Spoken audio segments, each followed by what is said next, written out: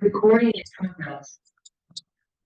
All right, good morning, everyone. Welcome to the June meeting of the El Dorado County Fire Safe Council. We have a very packed day, but it should be a good day. It'll be fluid because obviously a lot of activity just a mile or so from us from here. Fire-wise, again, as always, a huge thank you to our first responders and our community members who were impacted by the fire and engaged and did everybody what they needed to do. So thank you. So with that, let us stand, face the flag. I pledge allegiance to the flag of the United States of America and to the republic for which it stands, one nation, under God, indivisible, with liberty and justice for all. You may be seated.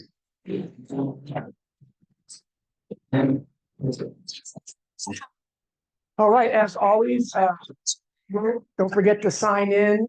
Carrie's off this week, so Jessica has the helm for taking care of minutes and gathering everybody's sign-in sheets. So if you haven't already, make sure you see it before the end of the meeting. And just a quick reminder of the flow. Today we will have our regular business meeting till 12, or if we end sooner, that's great. We will have barbecue provided by Karen, Jerry, and her team between 12 and 1. And then 1 o'clock, we'll have our first responder partners back for a presentation on how wildland fire works in California. So again, kind of action-packed day, lots going on. But just a huge thank you, and I'll say it multiple times, but to Karen and Jerry for the spread we'll have later, for Hugh for doing much of the logistics as always to put a lot of that together. So thank you all. Okay, item number 4, consent calendar. It's a board action item. So all of you on the board should have received in the board packet the meeting agenda, board meeting minutes from the May 21st meeting, and bylaws section 14.04. And these show up periodically at our meetings. It's approval of Associate Fire Safe Council boundary. So there are no new councils within the presentation today. It's just the ongoing boundary adjustments that occur. Angel has been working very closely with many councils, the OWAPO team and others to, again, make boundary line adjustments where folks want to combine, join, and really working hard on that. So that map or that link to that map went out along with a description of those changes. So that should all be there. Any questions or comments on the consent calendar? Okay, hearing none, all those in favor of approving the consent calendar signify by saying aye. Any opposition? Consent calendar approved as presented. Thank you. All right, with this, we're going to get into the first of our presentations today. We're going to bring our friend and partner, Mike Webb from PG&E up front and center. And just give me a second, Mike, to deal with the technology here. Yeah, you grab the mic if you. Yes, you do. Make it work for whatever you'd like to do. Your the camera should be set up to cover you wherever you wander in the front here. All right, check. Cool. I don't stand still very well. You guys all know that about me. I'm a busybody. Ken, board, thanks for the invite and the opportunity. As always, I look forward to serving you all and providing information and helping solve problems and contributing to the cause any way I can. So Mike Webb, those that don't know me, I'm the public safety specialist for PG&E. I would say it's not really a safety role in the traditional sense of construction safety. It's a public safety role. And if you had to identify my job, I'm a public safety liaison. Basically, my role is to go between the utility company and the fire, law, and OES, the emergency response communities within the areas I'm responsible for, which is El Dorado and Sacramento County. So that's a very interesting job. It's a new role in PG&E about, well, I guess the public safety specialist kind of evolved in about 2011 and has really turned into an all risk, all things fire, law, EMS, all group. So the company has definitely learned a lot from our little team of 25 retired fire chiefs, CHP commanders, military folks. We have a very diverse group, and they are always very interested to hear what we have to say. I would say that's important to me because my whole purpose of going to work for the utility company was kind of twofold. One, I still had a passion for firefighter and public safety, and then two, I just want, utilities are everywhere. They're a critical part of our society, our economy, and our lives, and they got to be safe, right? And so that's kind of why, Mike, why would you do that? Why would you carry the water? Why would you make that jump? But those are kind of the reasons why. And I can tell you, I see things, a lot of positive changes, and we'll talk about that in the presentation. We'll kind of go over what that strategy is, what we commit to the CPUC, and what we commit to the communities, and making things safe, right? So now for a little background, you kind of haven't seen me for a little while, so everybody knows as things evolve and changes occur, leadership changes, directives changes. So PG&E really wanted to develop a position of people to come and work with Fire Safe Council specifically. And the thought mindset was right, wrong, or whatever. Couldn't make the case, but Fire Safe Councils weren't really necessarily a part of the public safety community, and therefore not my line of business. And so I was kind of asked to step back and let some other folks get involved. And they quickly realized, as Ken and anybody sitting at this table knows, take 48 counties that PG&E is responsible for and all the fire safe councils in that area and assign it to one person. Sashi got really overwhelmed really quick. And they realized, hey, you know what, those public safety specialists, maybe they could really help us be a part of this. So here we are, we're engaged, Sashi and our partners, established with another finger, which is our wildfire strategy group, was a guy named Kevin Johnson. So Kevin Johnson and I, we are in the same work group. Sashi is a corporate affairs. And so that means she is a director, and she has ability to communicate at the director level and hopefully be able to start to pivot our work plans and our initiatives to fold in to local efforts. And that's kind of the objective. That's the theme, is that she can go director to director and maybe start moving those vegetation management projects around to align with fire safe and community projects and those sorts of things. So we'll see.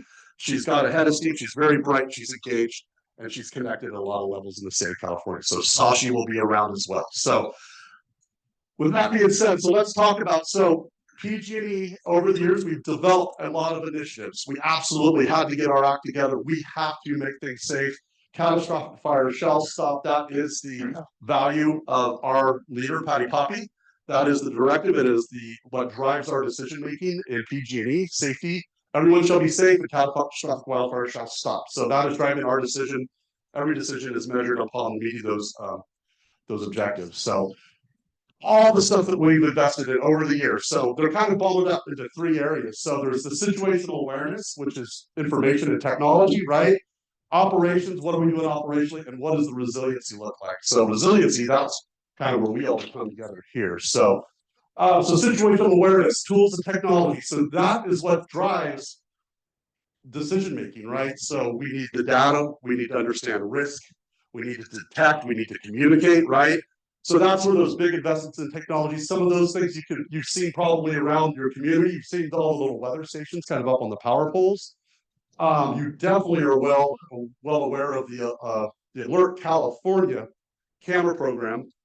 So PG&E was a huge investor and a huge leader in basically buying those cameras, supporting them getting installed, and handing it all over to the university they have the big supercomputer, the ability to manage, operate, and stand that all up. So that's been a super, that's what I tell everybody, like, you got to have that on your phone if you live up here, you got to understand. And now with AI, the AI tools in that specific product, I mean, those cameras are even alerting us now that, hey, there's a change in the horizon, might want to look at your camera, So pretty cool to see where that came from. We were starting with cameras in Tahoe, that Camino, the first, the Firehawk or whatever they called it then. The first camera generation that we grew up with, to see where it is today is just incredible. And so not only is PG&E a huge contributor to that, but also a leader in supporting that. We are also a big partner with the Watch Duty. We have leadership involved with that group, and we've also made key investments there to keep building that platform out. I don't know how many got on Watch Duty yesterday to watch the fire, but holy cow, like, but that tells a story. If you're on the ground and want to know what's up, you can turn on chatter off on Facebook and just get on watch duty, turn on the rate, turn on your Broadcastify channel and look at the camera and understand firsthand and make the decisions that are right for you. So there's also that technology is also, I would say the things that are interesting to me is the meteorological team. The weather guys are top notch. And we do share our daily weather with our emergency response partners, and we compare notes. We have an entire operational mobilization standard that basically, when the weather's this, we do this as a company, and wherever the weather's impacted. It's pretty impressive. I would have always liked to have that CAL FIRE when it comes to it's just a hard run standard. We've got this risk, this many people, this many days in this location, and it's very cool how defined that's getting with good weather and good risk projection. But also, the other piece to that is identifying risk on the landscape, and we're talking about wildfire risk and what we call the high fire threat districts, and basically identifying the areas where we need to up our game for wildfire safety, and that's where the other two pieces come into play. So I believe El Dorado County, I don't believe, I know, El Dorado County has the most acres of what we call high fire threat district, either tier 2 or tier 3 on the CPUC map, which kind of aligns with the CAL FIRE map somewhat. So we have the most amount of customers, we have the most line miles, and we have the most acres of high fire threats. So we really are, if you want to call it the highest risk area in the mind of the company. So, and we'll talk about what that means as we chew through these other things. So when we talk about, so in that area, what are our operational mitigations? What are we physically doing with the system to make it safer and make you safer? So the enhanced power line safety settings have been really interesting. Is everybody kind of familiar with that piece? So enhanced power line safety settings are this. So if you've lived in the foothills for a little while, back in the day, you get a big snowstorm, rainstorm, and the power would flicker, okay? And it would go off. And then in 10 seconds, it would come on, and then it would go off. Then it would go on, then it would go off, and then the third time. And if you knew, okay, it's testing, and on the third time, if it doesn't come back on, we're going to be out of power. So the device that does that is called a line recloser. The line recloser's old technology. It senses fault, shuts off the power, and then it would test 3 times to try to turn the power back on, with the mindset being, if it's a snowstorm and a branch hits it and then passes, we could turn the power back on and it's safe. That technology with our wildfire risk had to go. It cannot be in play during fire season, right? We don't want it testing on a branch and putting sparks on the ground. But the other piece to that is you have this group of firefighters kind of show up and say, hey, well, if it can do that, can it do it better? And the engineer's like, well, sure, probably. So they went to work, figured out how to make the line reclosers, this fault detecting device. It's all over the system. That not only could it detect fault, but it could detect fault in about 1/10 of a second and shut the power off entirely, with that fault setting being adjustable. So enhanced power line safety settings is this: as we get into high fire risk, those ground sensing, fault sensing devices become very sensitive. And basically a squirrel, someone hitting it with their tractor, or a legitimate tree strike type incident shuts power off. So, so what did we learn really quick? I think we started this about, well, I guess it was during the Caldor fire. We actually had some of these outages around the fire. It was super challenging for me, about maybe wondered what I was doing. But we've come a long way. So with that being said, we added a bunch of these to make the little segments in between those devices smaller, so the impacts are smaller. And we've gotten really good. So if you may not understand this, and this is where people get frustrated, yeah, it sucks. Power's out. We didn't start a fire, so it's a win. But how long is it going to be out? So we cannot restore the power unless we physically inspect every piece of wire that's going to be energized during fire season. So it takes, we have to stop every job, take every employee, and we have to go patrol. We have to, so think about that. If you're out in Somerset, Ken knows this well, the Apple Hill circuit that goes from Camino all the way out to River Pines, And up the Grizzly Flat is the longest circuit in PG&E service territory. It's 377 miles through the Consumidus River drainages.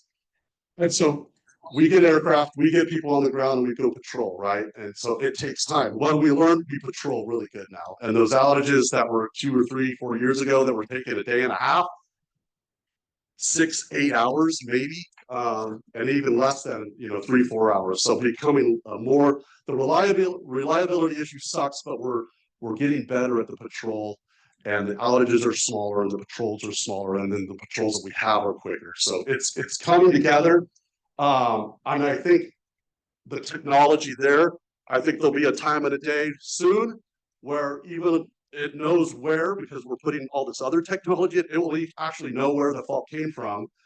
And basically, there may be a drone that comes out of a box, goes, flies, gets video, it goes back to the box, and the system switches itself back on where you don't even need people on the ground. So that technology is alive. That AI piece is huge. And the system may become self-healing, and maybe in our lifetime. So pretty, the good part in all of that is our fire risk and our fire ignitions dropped about 97% with the enhanced power line safety settings. So when was the last time we had a public safety power shut off? Not here. But why do you think that is? Because we have real-time protection now, right?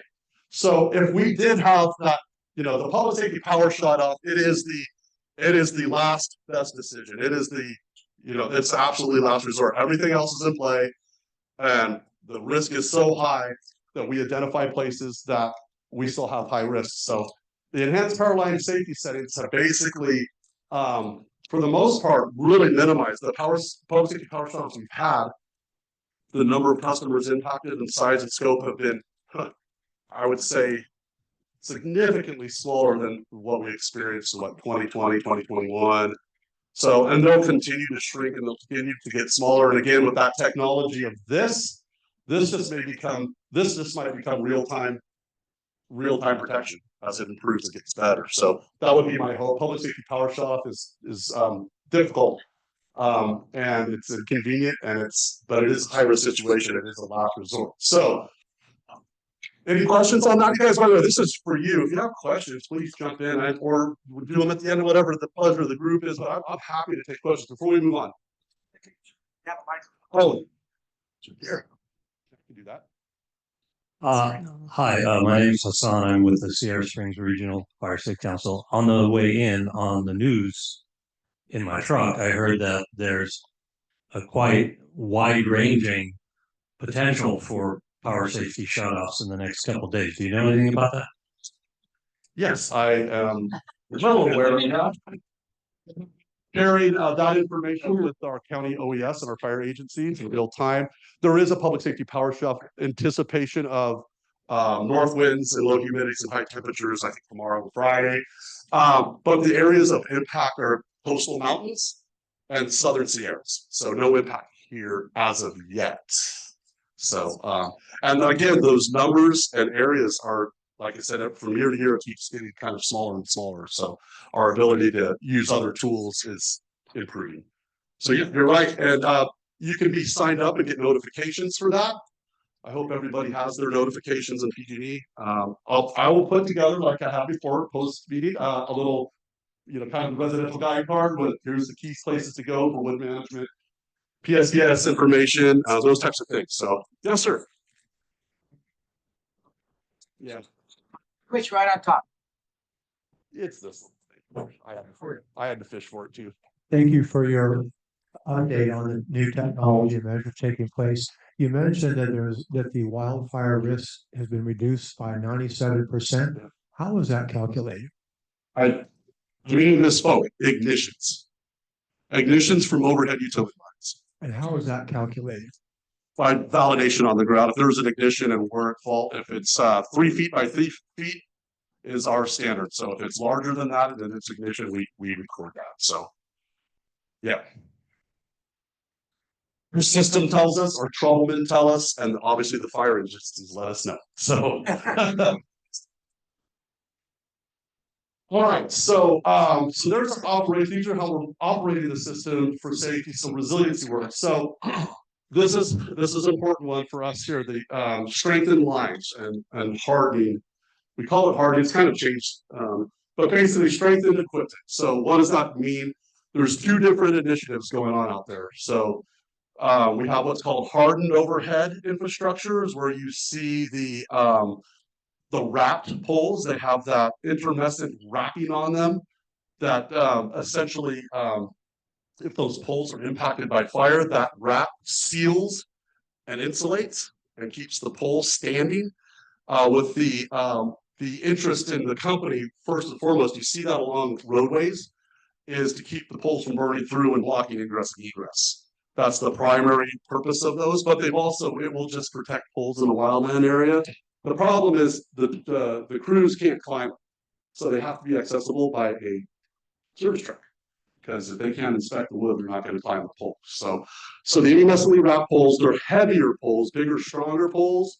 And there's what you see at the top. It's pretty, this is the stunning part, is there's the 8-foot composite crossarm, big wide crossarm. You'll see conductor that's not like it used to be. It's not the bare wire conductor anymore. It's a coated, I wouldn't call it an insulated conductor, but it's a coated conductor that basically they call it tree wire or bird wire that, you know, prohibits sparks when things come in contact with it. And then the other things you notice are where the conductor attaches to the cross arms, you'll see these little white covers, and those are to keep the squirrels, mice, and birds, which are also a big cause of fires, from getting in there and that's one location where, one, they like to be, and then two, that's where the you know, they get shocked and fall on the ground and start fires. So that's what you'll notice. You'll see these, and that's occurring all over the landscape. Yes, sir. So yesterday, my newscaster is of choice is KCRA, because they have that helicopter that can come in and show you exactly where things are happening. Yeah. So they have the people on the ground, and it seems as if I heard that you, PG&E, comes to a fire and takes action, mainly related, completely related to your system. Mhm. So they showed a wood pole that had been sprayed. Yes. Can you talk a little bit about how you, or will you talk today about how you deal with the fire itself, and you're part of the team, and in terms of response? Absolutely. I'll tell you what, let's go through resiliency. Okay. Don't let me forget, because I'm a little, Okay. little Okay. ADD, so. I just wanted to thought it was pretty important. Yeah, and we'll wrap up with that. That's perfect. So the hardened overhead is, you're seeing that happen from, there's a whole bunch that's been, I'd say the largest areas, like from Cool, up highway, out into Pilot Hill, and then up 193 corridor, they're up to about Greenwood, taking that work next year out into Sliger Mine and back to the backside of Georgetown. There's been a lot of that work done in Kelsey. You're seeing that happen there. Mosquito, it's been a big focus for overhead hardening. And then obviously Pollock Pine, Slide Park, Sierra Springs, and then moving out into South County, there's been a lot of that work. It's interesting. I think undergrounding is great. I think, but it doesn't always work, and so there has to be an option. And I think it's a good option. It's definitely more cost effective. Undergrounding is very expensive. So, you know, I like seeing that work. I just like seeing the improvements and things being improved in our county. So that, again, that interest and investment here is bigger than any other county. I don't have the numbers because as soon as I print them, they're stale and old. I'll show you where you can go look at the maps yourself when we're done. The undergrounding. So on the Dixie Fire in 2021, our new CEO at the time, Patty Poppy, made a commitment to PG&E customers, ratepayers in our community, that she was going to bury 10,000 miles of wire in the highest risk areas in the service area.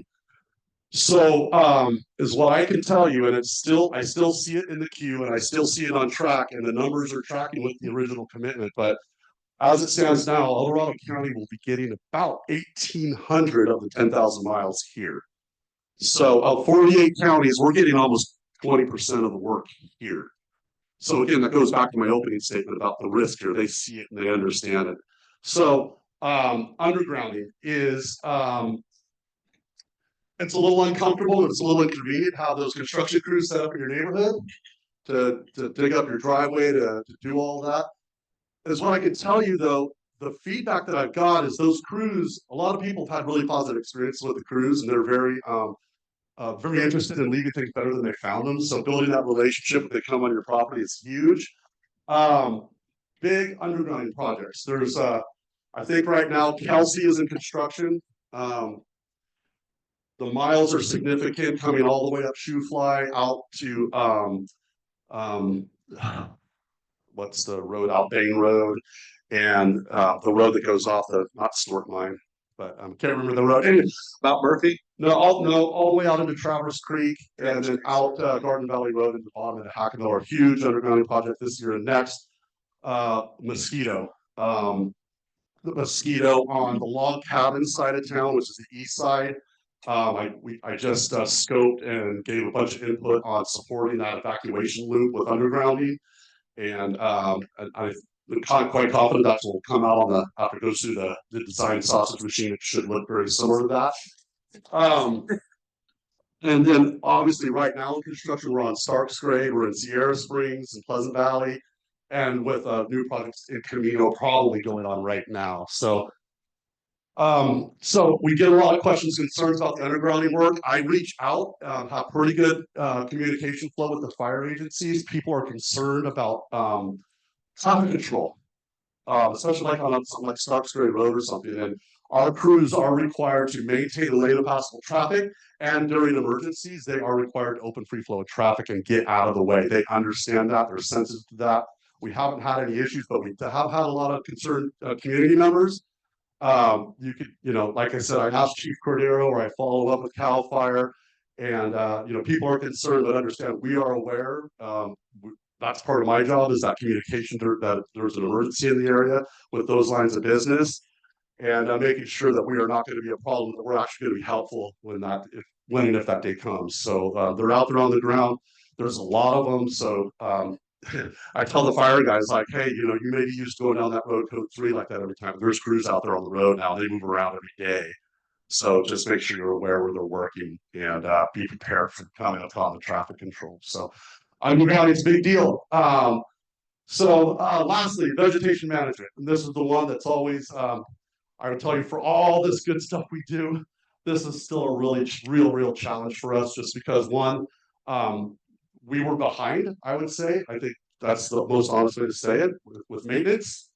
And post some large fires, the regulations changed and they made them, we needed to go from 4 foot to 12 foot for pruning, annual pruning and things like that. Then we did enhanced,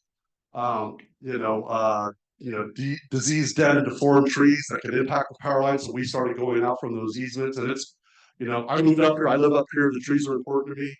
My neighborhood text group always warns, hey, there's a veg crew in the neighborhood, and everybody, goes out and makes sure, they take care of each other and make sure they're supposed to be on their property doing the job they're supposed to be doing. But so vegetation management challenging, but I'll share you with this. I had a friend, and I'm on the board of directors with my fire department, and I had one guy say, dude, I went and bought this generator, now the power doesn't go out anymore. Like the last couple of years. So I guess in my mind, it's rough, but you got to value it in your mind. You got to value it some way, somehow, so that's how I value it. It's been painful. It's difficult, even on my own properties. I've lost some beautiful trees. However, the safety is there, the reliability is there, and it's getting better. And we're going to turn that corner where it becomes more of a maintenance thing. Other than a sudden bug kill pine tree or something that comes up, emergency work that comes up. But we're turning the corner on that. I feel that, I believe in that. So, but vegetation management is a big piece of this process. And so, outside of just what we have to do through Public Resource Code and or General Order 95 and CPUC regulations, those really frustrate me because sometimes I feel like they weren't, voted and gone through the Board of Forestry and, law. They're just a regulation.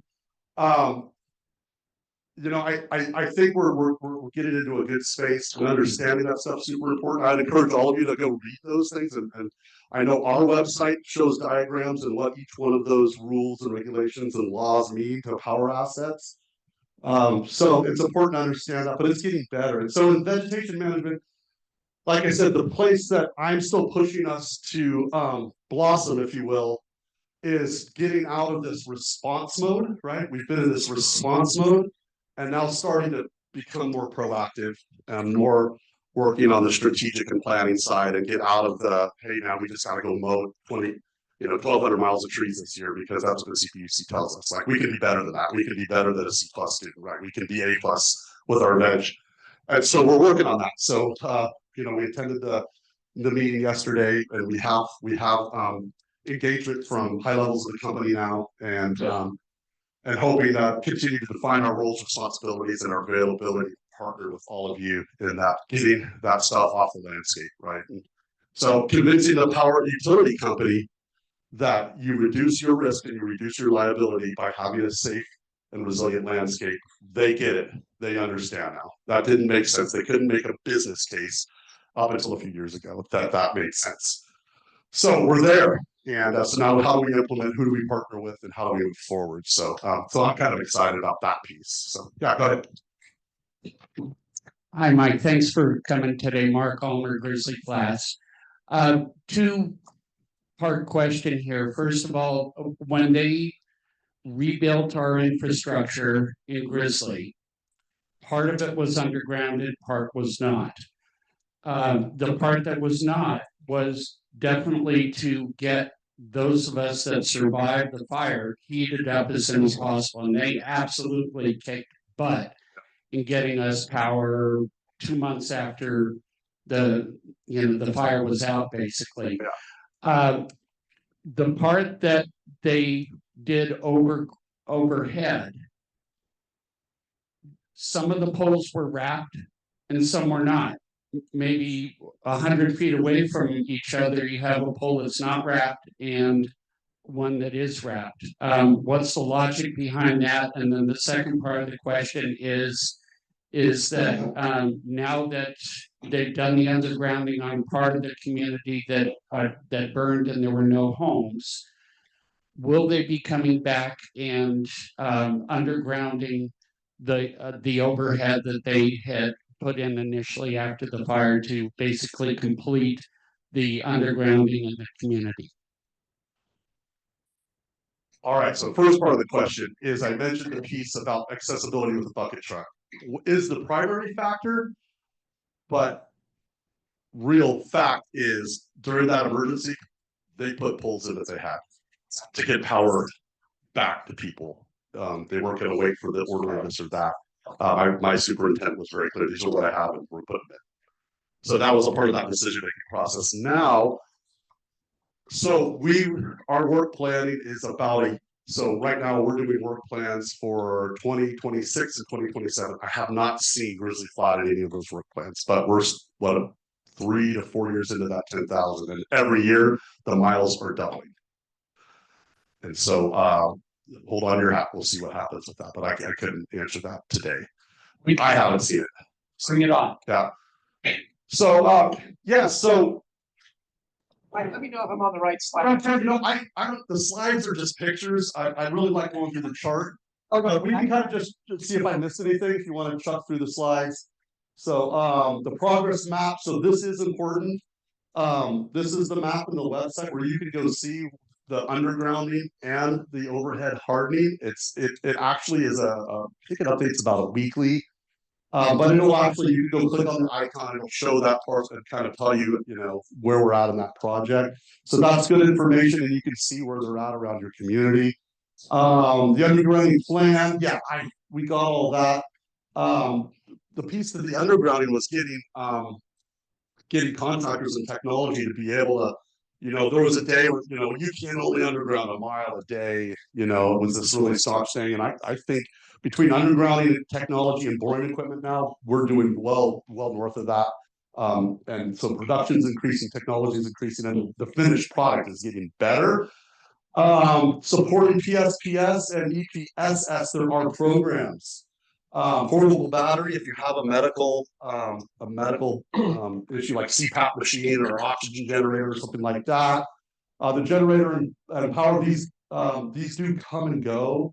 I'm not really up to speed with the self-generation. I've had people tell me that they've used that to get like solar panels and battery systems, and that it was very, very, very positive for them.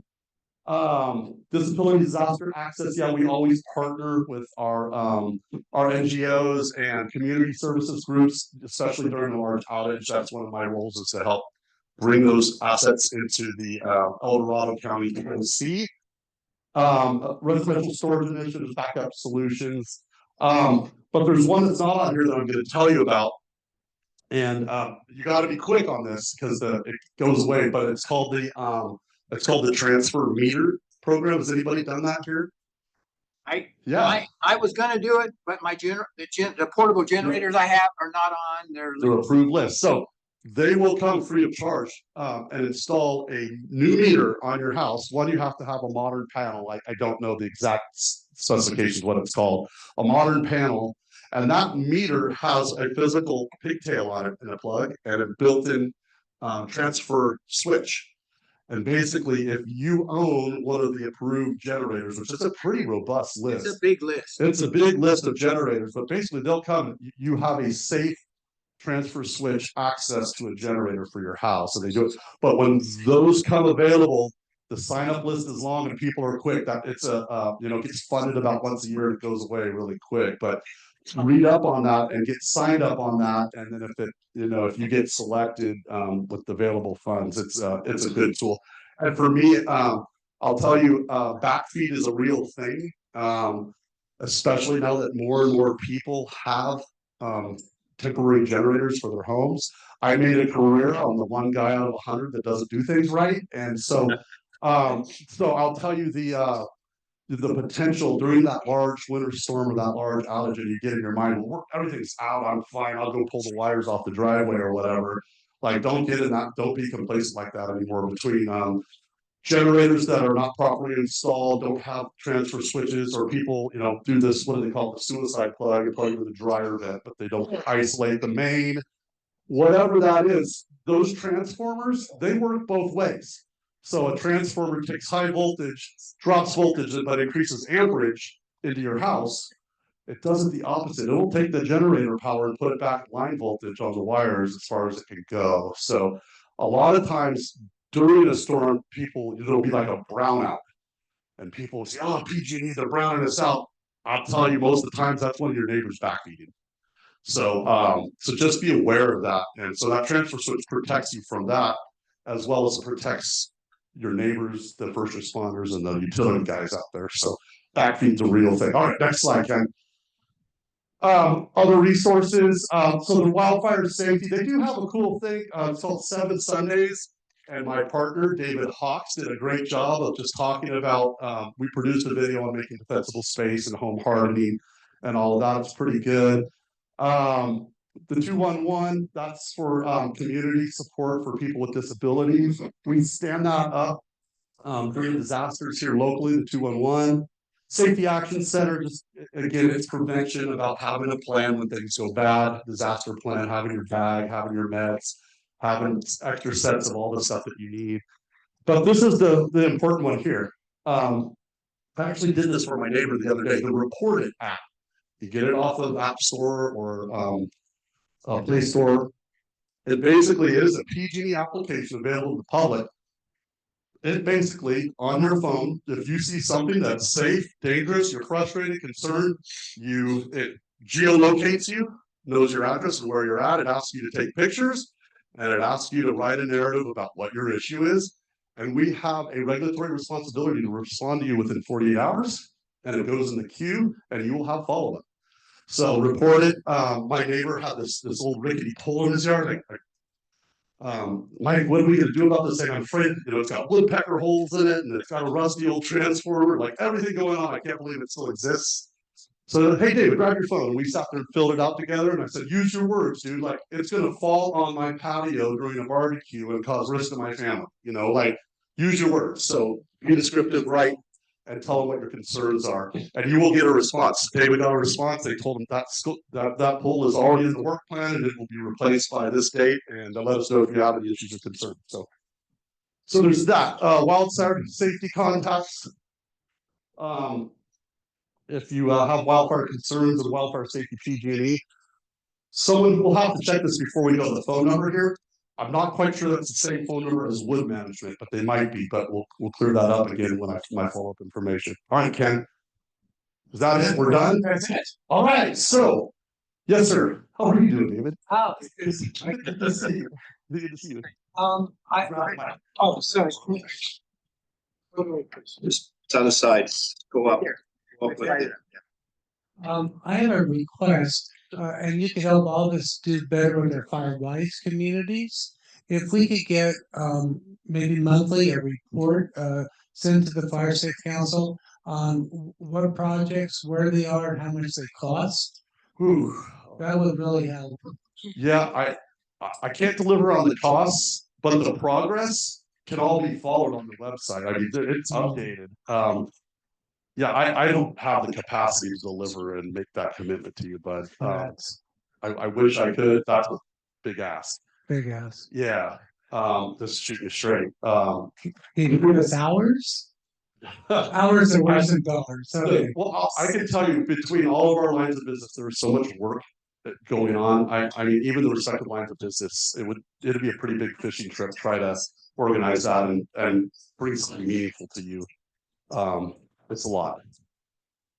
Okay, Yeah. thanks, guys. Like I said, our undergrounding website and they are designed for what you're asking. They're not going to put man hours and dollar signs on there though.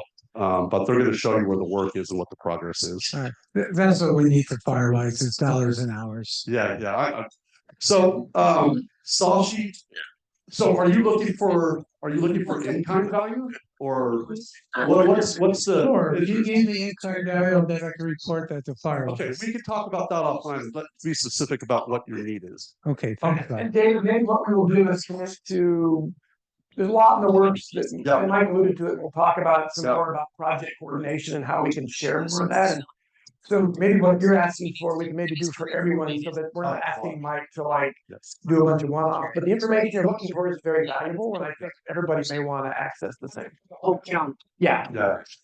so we'll engage. Yeah, Sashi is the one that can fish those waters and come up with a dashboard type thing, right? Yeah. She'll know how to combine those different silos of data and bring it into something that makes sense.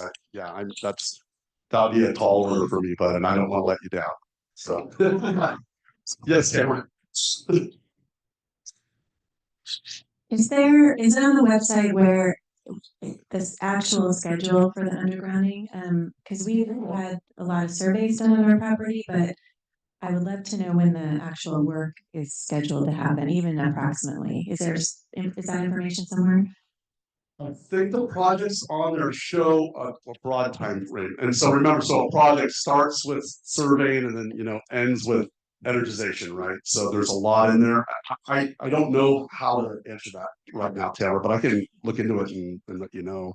Yeah, I mean, we're doing construction anyway, so it'd be nice to know when they're going to be I doing get it. construction on our property. Understand. And I've been asking and nobody who comes can tell me, so. Yeah, they hand out, the projects are approved, they hand them off to contractors and the contractors go. You'll get an ROE thing, a big ROE thing from PG&E, or you've got to sign your life away. Yeah, to come on your property. Yeah. But we don't know, there's no way of finding out when that's going to be. Let me look into that. Let me see if I can get yourself answer that. Thank you.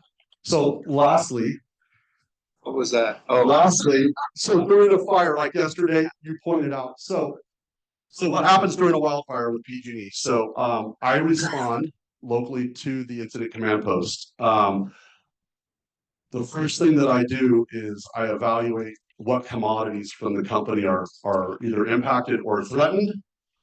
I notify those respective lines of business and their local leadership, whether it's the superintendent or the supervisor of electric operations, transmission, gas, whoever that is, vegetation, whatever it is.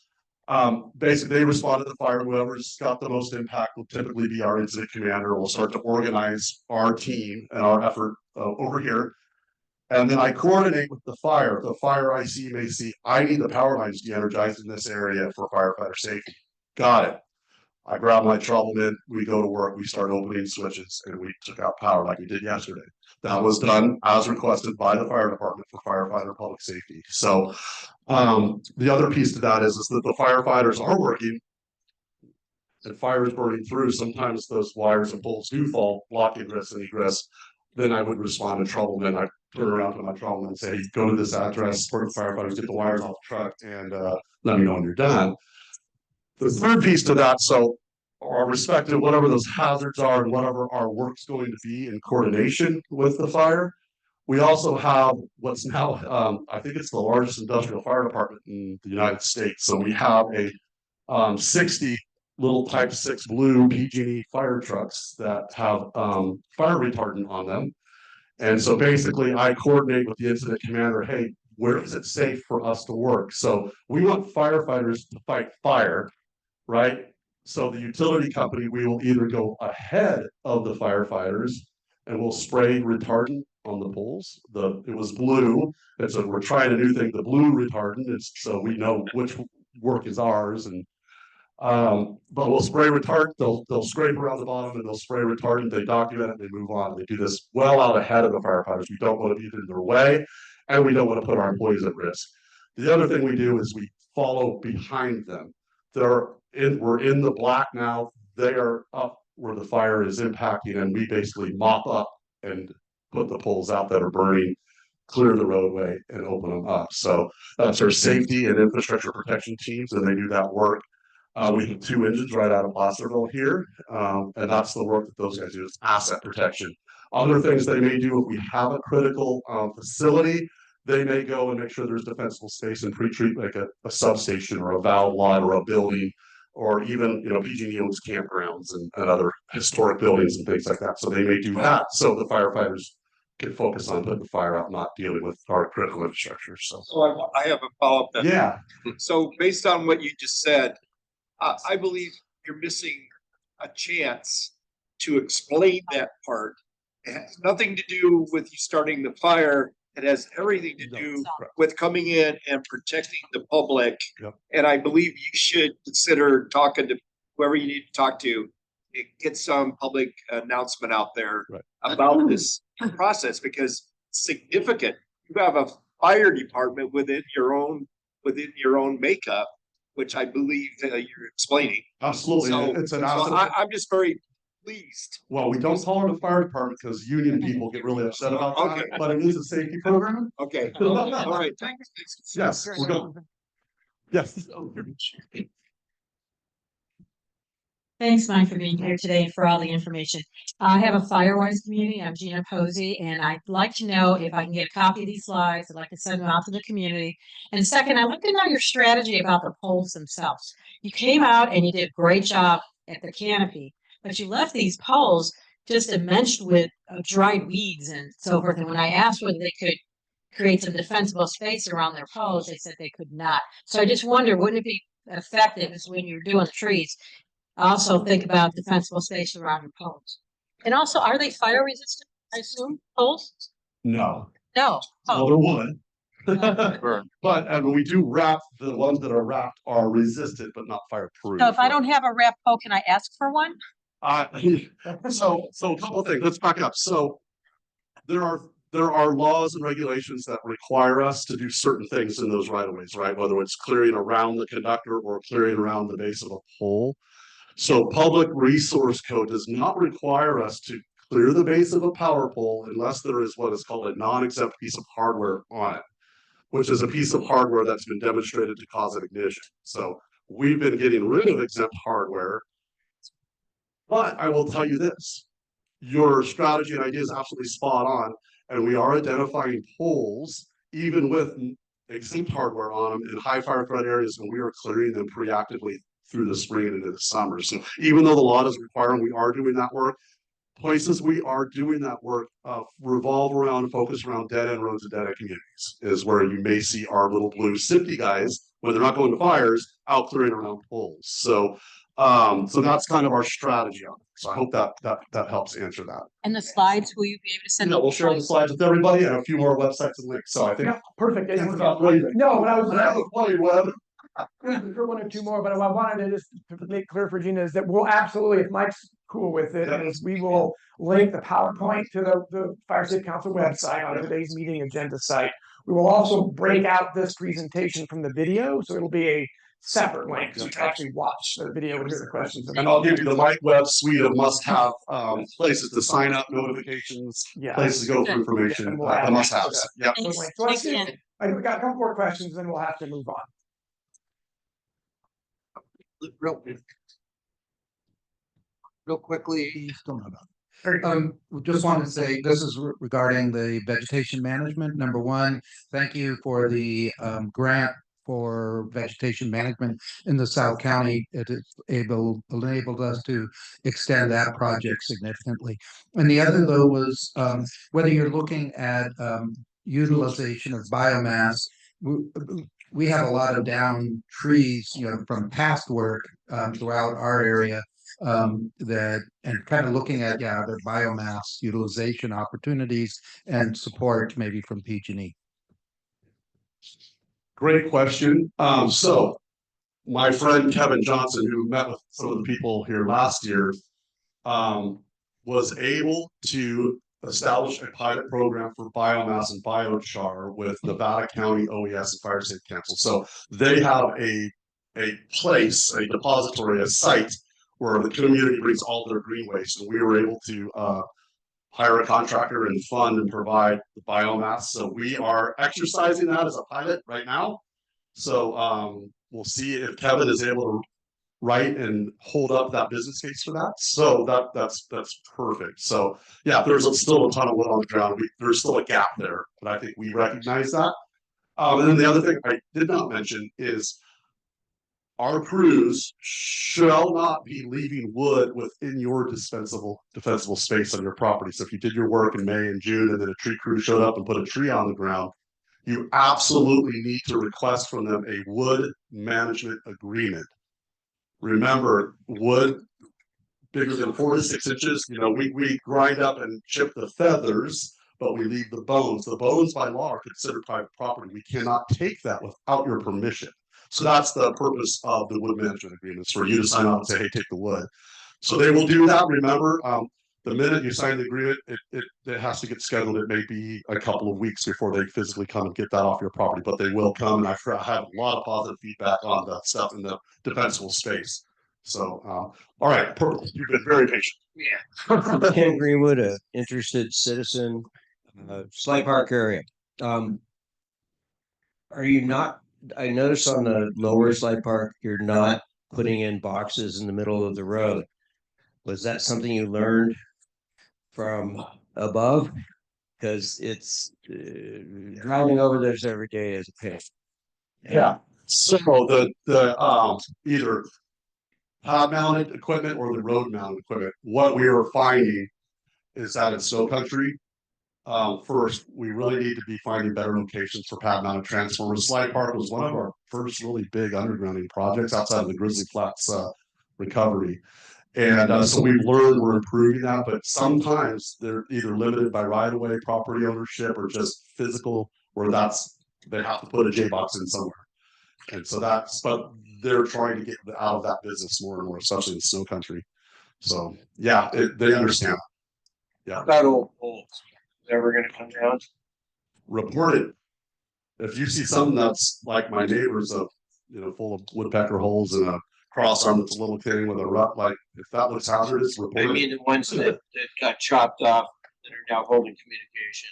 So communications are always invited to join us in the trench, and at this point, they have not made that financial and operational commitment to doing it. And it's a problem in snow country too, because those are pulled down. So Question from Tanya, and then we will move on. Tanya. Hi, Mike.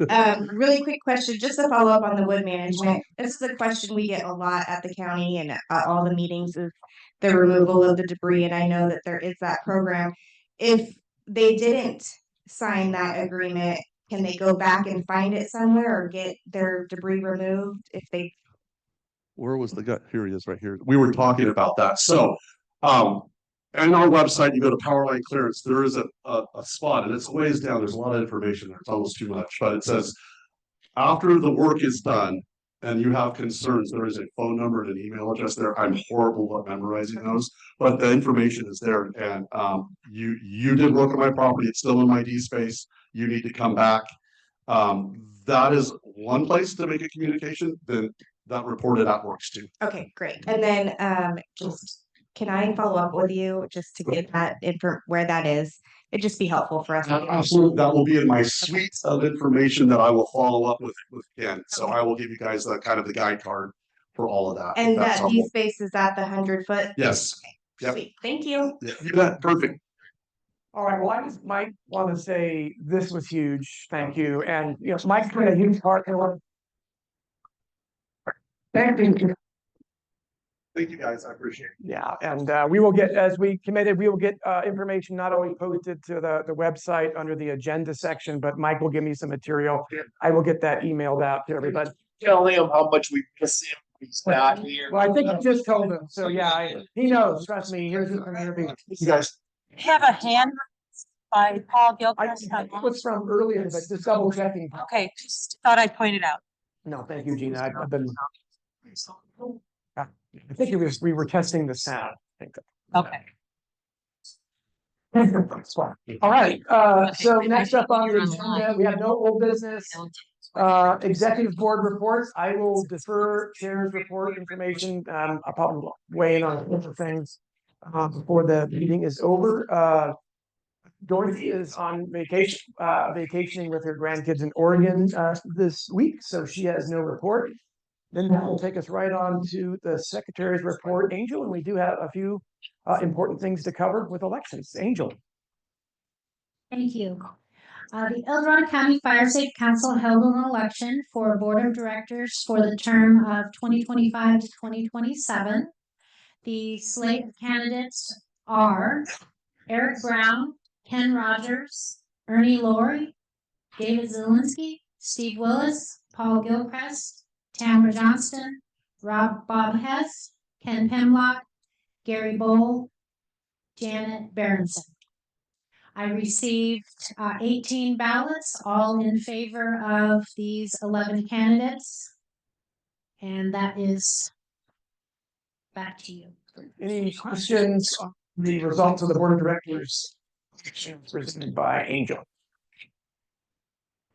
Well, so we're not quite done. We're not quite done. So this is the one time of the year where we get a bit formal because we just want to document it. So we're going to do a roll call vote for each of the ballots. And so Jessica will do that. So when your name is called, indicate yes or no to affirm the ballot as presented by Angel. Ken Pimlock. Yes. New council. Yes. Janet Berenson. Absent. Do I just say that? Yes. Absent. Karen Pullen. Yes. Paul Penn. Yes. Gary Bowl. Angel Ball. Yes. Eric Brown. Absent. Alice Cancelo. Yes. Watch Alice. Michael Connolly. Yes. Pat Dwyer. Absent. Dorothy Fine. Absent. Paul Gilchrist. Hi. Sherry Hawk. Absent. Tamara Johnston. Yes. Bob Hess. Ernie Laurie. Yes. Chris Payne. Yes. Steve Willis. Julia Wynia. Absent. David Zielinski. Yes. Bill Osgood. Heather Campbell. Absent. That's what I did. Is that it? Yeah. That was the last one. Yes, obviously it has to cover no no's. No no's. Just we'll get counts for you of the number of ayes. So we have it. But that now carries to Angel for the executive board. The El Dorado County Fire Safe Council held an election for the term of 2025-2026 for the executive board. Ken Pamela for chair, Dorothy Fine as vice chair, Angel Ball as secretary, Janet Berenson as treasurer, and Paul Penn as parliamentarian. I received 18 votes for each individual on this ballot. Any questions, comments on the ballot for executive board as presented by Angel? Okay, back to Jessica for the roll call. Ken Pimlott, Yes. Hugh Council, Yes. Janet Berenson, absent. Karen Pullen, Paul Penn, Yes. Gary Bull, Angel Ball, Eric Brown, absent. Alice Cancelo, Yes. Mike Connolly, Yes. Ken Rogers, Yes. Dorothy Fine, absent.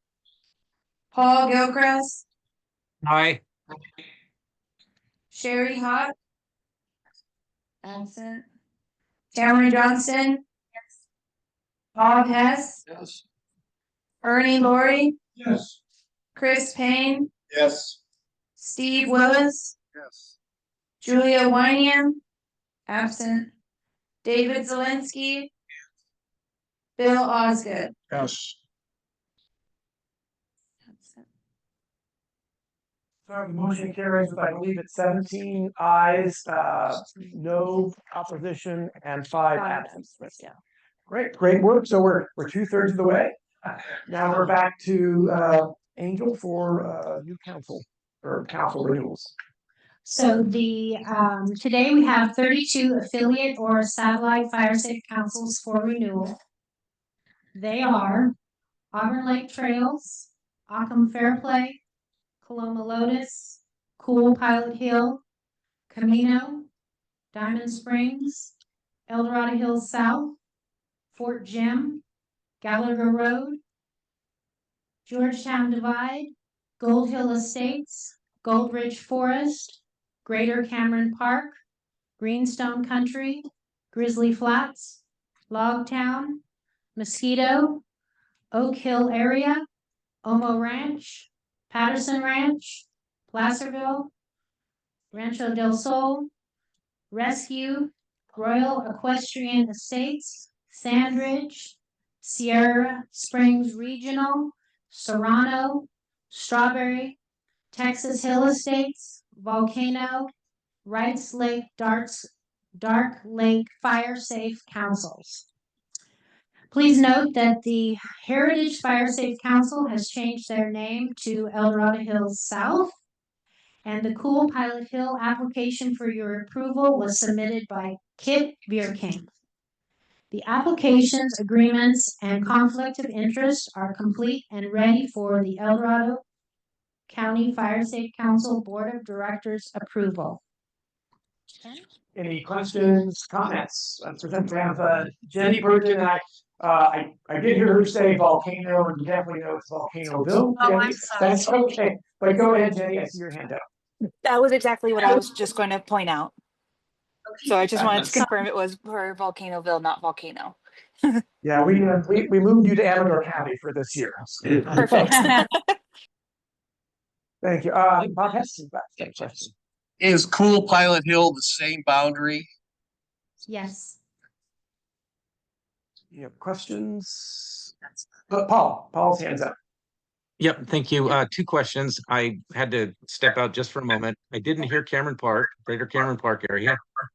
And boundaries for Cameron Park, our board just certified to say we want to change to allow the annexation for part of Serrano to occur out of our boundary.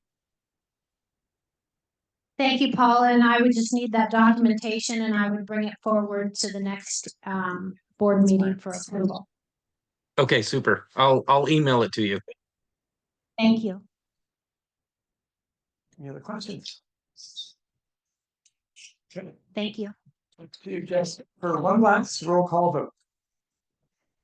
Ken Pimlott, Yes. Hugh Council, Yes. Janet Berenson, absent. Karen Pullen, Paul Penn, Yes. Gary Bull, Yes. Angel Ball, Yes. Eric Brown, absent. Alice Cancelero, Yes. Mike Connolly, Yeah. Ken Rogers, Yes. Dorothy Fine, absent. Paul Gilchrist, Aye.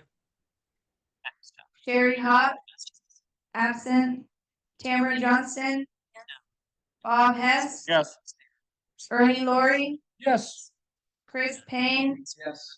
Steve Willis, Yes. Julia Wynium, absent. David Zelinski, Bill Osgood. And that would be 17 yes and 5 absent. No, no. So that motion carries, bringing on board the renewal for confirming that's 32 Fire Safe Council. 32. So Greg, you are all set up for one more year. And two things. One, congratulations to all of you for your hard work and putting this together and all of the work that you do. And two, Angel's done an amazing amount of work this year. Not just gathering all this paperwork, but I think working with each and every one of you to look at boundaries and to really work on the process, engage and make sure everybody's got what they need and bring us to what was really a flawless conclusion to the election, even though we're like a duck on the water. It's good on the top, but the feet are probably going fast underwater. So, huge thank you. And then lastly, I think we have one more piece for the Secretary of Governance and new council formation. Any update there?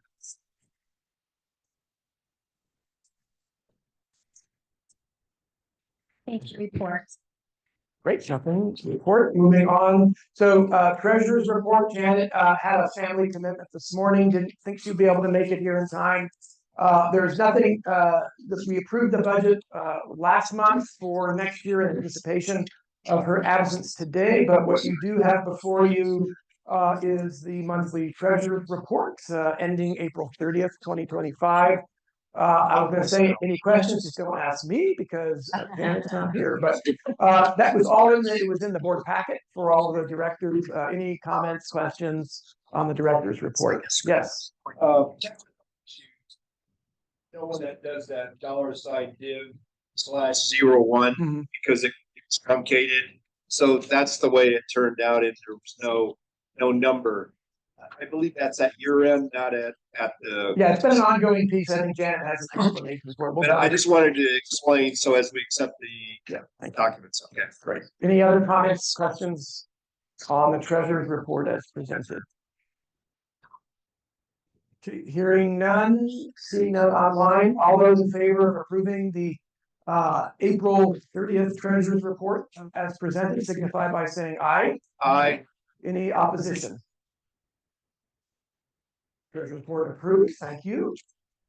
All right, moving on. I know we'll be folks are a bit busy today, so our partners may not have a chance to get here. I don't see anybody from BLM. Just double checking the room. Okay. But we definitely have Jeff Ho from CAL FIRE. Good morning, Jeff.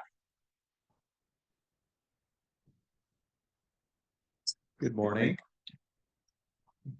Okay, a couple things to report. I think it's been a month or two since I've been here. So we've had a couple changes in the office. We did hire a vegetation management program battalion chief. Purpose of that is that person to focus on improving the pace and scale of our overall vegetation management within the unit. So more prescribed fire, larger projects, more coordination with all that. It also helps out with our resource management folks so they can focus more on the environmental review and then we can also focus on the coordination piece of that. So, hoping for really good things to come out of that shop. We did complete our unit fire plan. That's going to be in its review at Sacramento. It'll be public sometime in mid-July for everybody to take a look at. Big change from last year. Use some new products for hazard risk evaluation. So I'm actually really proud of what we came out with this year and leveraging some of those tools that were given to us by Sacramento. Let's see here. We also, as Mike Webb had mentioned, are participating in the project coordination group here in the county. That's again to help with the project alignment stuff. Works out really well with our vegetation management program battalion chief coming into place too. So, and all these plans that are we're at the end phases of, like with the CWPP and the Unifier plan. So, this is like the next step, moving along, trying to actually take it from paper to the landscape. And then let's see here, nothing else. Oh, that's right, we had a fire yesterday. 2 fires yesterday. So this is like the first significant event we've had in the unit so far. We have been getting pretty consistent ignitions throughout the unit the last couple weeks. We do expect some additional fire weather this week, so just know that that's coming. But yeah, the Bonanza fire started off at Bonanza Auto Road. It got spicy there for a little bit. It burned really well in the brush, burned really well. There we got into some timber. We saw some really good torching. But we had a great response, both from aircraft. We got support from neighboring units, as well as local government as well.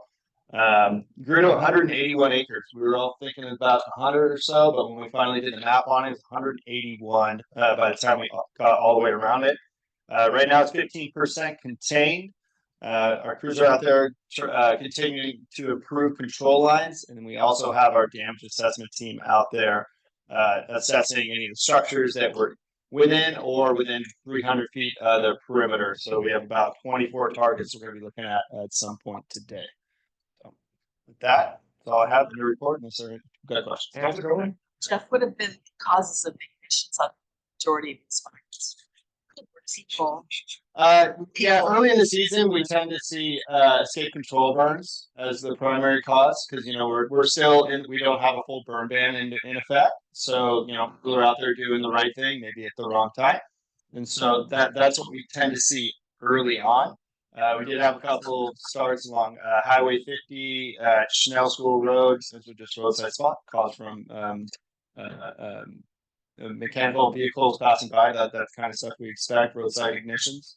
But as we move into the year, we're anticipating maybe a little bit more lightning this year. That was a report we got from our weather folks than we have in years past. So that's potential. We're going to keep an eye on as we move through the season. So folks who are raising their hands, they could. I know some of the conference will get a microphone because the folks in the room can't hear the questions. Yeah.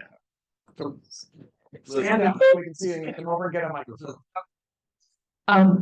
So I was when I'm out doing assessments, tell folks, think about what would happen if you're not home and a fire starts. So that was me yesterday. I was taking my daughter to San Luis Obispo, driving home, and my watch duty's blowing up, and then my app failed. So I'm blind. But and I was getting texts from everybody else. But my point of my question is, could you comment about the thought process around what seemed like a huge evacuation area for this one? Was it because of the one-way in, one-way out roads, the canyon, because I had, multiple. We could do it both ways. Jeff can give whatever answers you'd like. Also, don't forget, we'll have the team, including Sheriff's OES, here this afternoon as well. So we can, just keep that in mind. Yeah, so like I said, it's pretty significant fire behavior. As it started to take off and push to the east there, that we know we have a really large population base, and like you said, the Crystal Boulevard there, that is a one-way in, one-way out, so we want to get ahead of that type of thing. But the evacuation piece, that's coordinated with CAL FIRE, but again, OES is ultimately the one that does that. So. For those of us that missed the board meeting on Monday regarding Zone 0, do you have any information on kind of what came out of that? So yes, I wasn't there as well, but so where is in the process? They're working on finalizing the regulation. It sounds like there is going to be some limited things allowed in Zone 0. One being mature trees and another being some potted plants, as long as that potted plant is in a non-combustible container and no higher than 18 inches and well maintained. That's about it that's going to be allowed in there. We're expecting that regulation to be approved and enforceable January of 2026. That's going to be for new construction. It will not be enforceable on existing until January of 3 years later, January of 2029. That's a law that was passed a year and a half ago or so.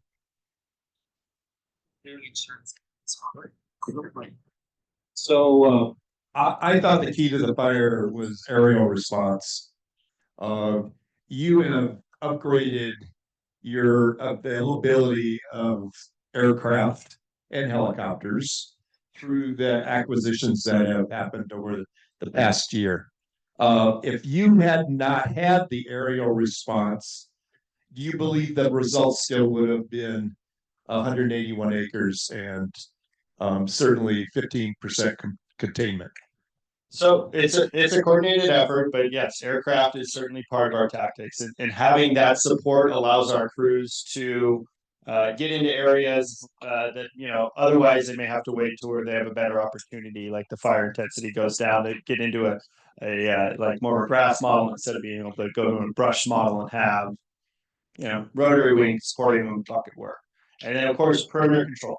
I mean that's how we have it set up. We have our aircraft, they come in, they get the fire knocked down, and then we bring our crews in behind. We'll bring in hose lines so that we can bring a wet line, so we can use that also for mop up.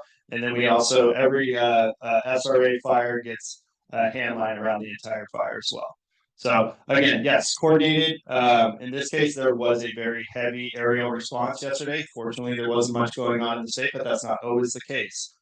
Throughout the incident, as we were requesting aircraft, some of it was getting pulled to new starts, and that's what our policy. We want to keep them as small as possible. If we already got a fire going and we get a new start, that one's going to take priority. So there was a couple times, I think 3 times yesterday, we lost it, but it didn't really have a major effect on the fire. Obviously, we were able to get a significant amount of air resources on there, and that I think absolutely helped with the result. Thank you, Joe. Of course. Yeah. Again, there'll be folks here this afternoon, so if you guys have any other questions, we can help you with that too. Yeah, thank you. Of course. Tanya, we turn the camera back to that podium if you'd like to speak with words, Jeff. Oh, where would you like it? You will move the camera to where you're going to go. She's sitting on her most challenging. High maintenance. Tanya, Office of Wildfire Preparedness. Hi. You guys think I have a pretty short report this morning. I'll just start with public outreach. We had the fair last week, and as if you don't know, Jenna from our office coordinates all the fair booths for the fire safety row. It was incredibly successful this year, and I do want to brag about Hugh's idea that he's had forever. We've always had these maps that the kids do, like if they go to each booth, they get a star. Well, we've been doing that and there's no prize. They would give us their map and be like, we did it. No, and they'd be like, good job, and so Hugh has been suggesting we need to have prizes. And so what we did was Dorothy was able to, we had Captain Derek Duncan from County get a couple of gift cards to the toy store in town, Bunkers and Dutch Bros, and then Dorothy was going to get a leaf blower or something from Home Depot, and they ended up giving her a barbecue. We were like, okay, that's not a great look, but we need to tell her to keep it off of your wooden deck. We got the barbecue. The kids did the maps and visited all the booths. The parents were engaged. Then we did the drawing and we gave all those away. It was so hugely successful. Just a lot of engagement from the public. And we just did that on the one day, which was Kids Day. So it was really good. Everyone had really good games. It works out so well. Just little instances, we had a woman come over and say, I've done my D-Space, but do you have any other ideas for how my house won't catch on fire? And we're like, go over to Fire State Council. They've got all of the ideas. And so there's just all of that coordination really does. It's really meaningful and it works. So the fair was hugely successful this year. So thank you.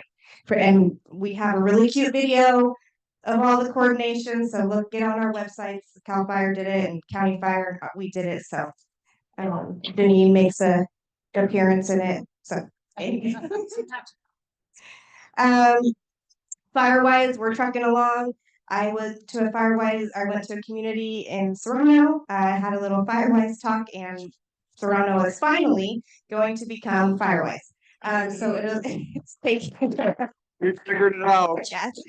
So they'll have 3 communities within Serrano that will all be Firewise. They've already submitted their applications and should be getting approved pretty soon. So that's exciting. If your neighborhoods or your communities around you need to become Firewise, please let me know. We usually, every single time I go out and talk to a community, it happens. They become a Firewise. There really is no reason not to.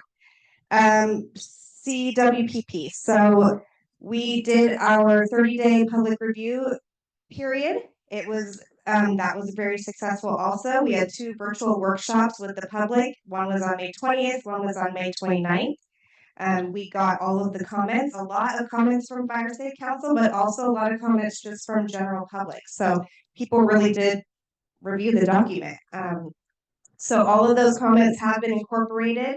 We are currently working on just some just some data issues and working on creating the story map so that when the draft or not when the CWPP is finalized, there will also be a story map to accompany it so we can start tracking that so that everybody can be looking at what's happening with the CWPP. And the key is the implementation, like Mike talked about and Jeff also talked about. There is a project coordination working group that has been created or established. We had our first meeting, and this is really going to be where the CWPP is implemented. So it's all happening. So as soon as that document is finalized, which will be signed by the board on August 12th, then we hit the ground running with implementing. So no questions? Just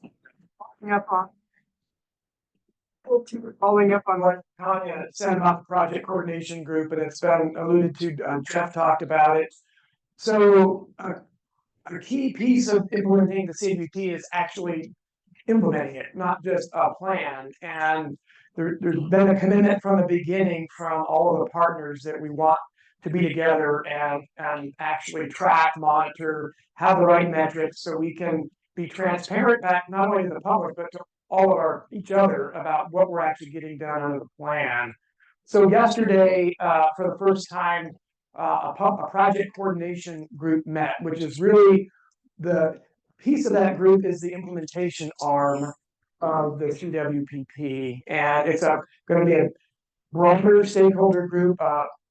Mike talked about PG&E's at the table, SMUD, EID, Fire Safe Councils, and anyone based on project and other needs.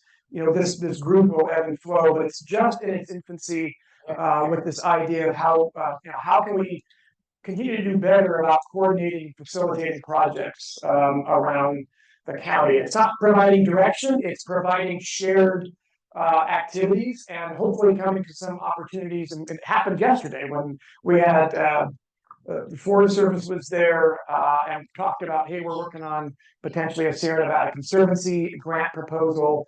And 10 people around the room said, well, hey, we've got lots going on there. How do we talk about that together? That is the idea, is to start really fostering how we sort of build this place where we continue to go, but also meet the requirements of the CWPP. So we're truly implementing it and we're tracking it and reporting back to all of us as to how we're accomplishing and getting that work done. So, Lester.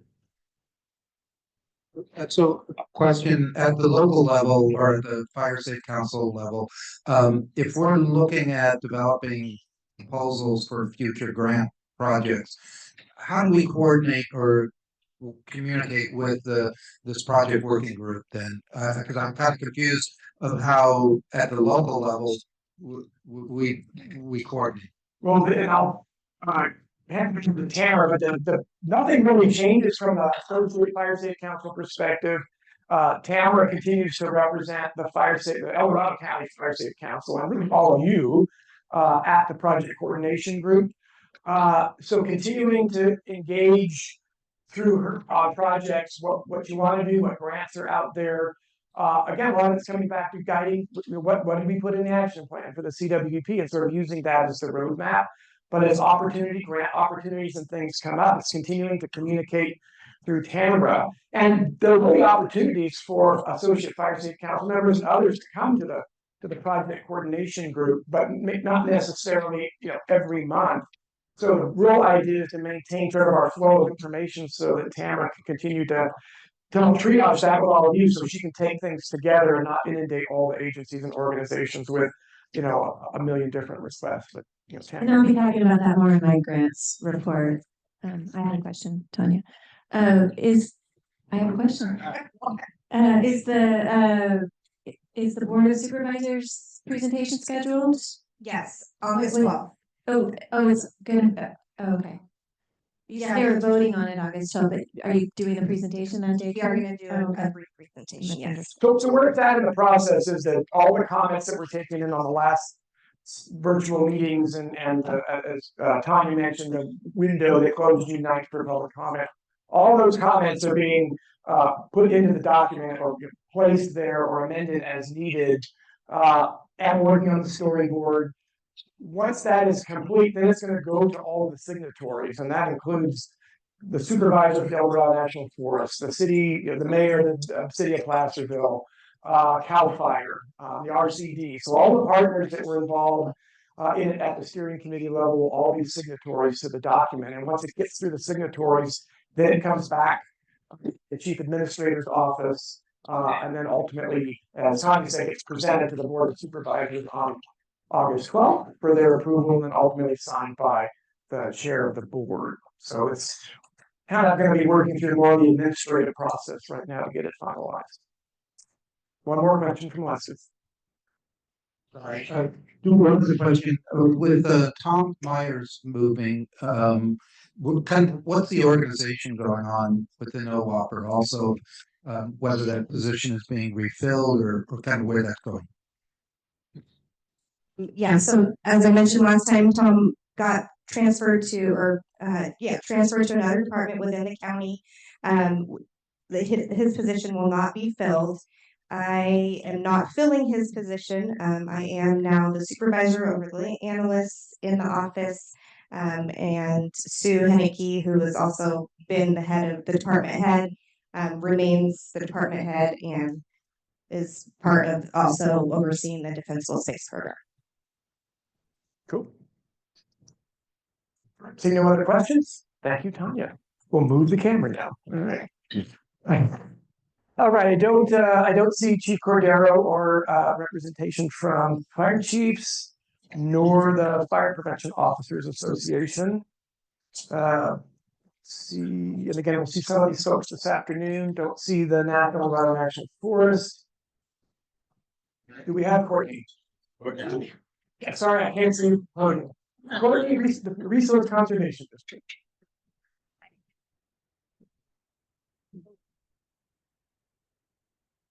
Good morning. I can't believe you remembered my name. Courtney with the RCD, and I have some project updates for you.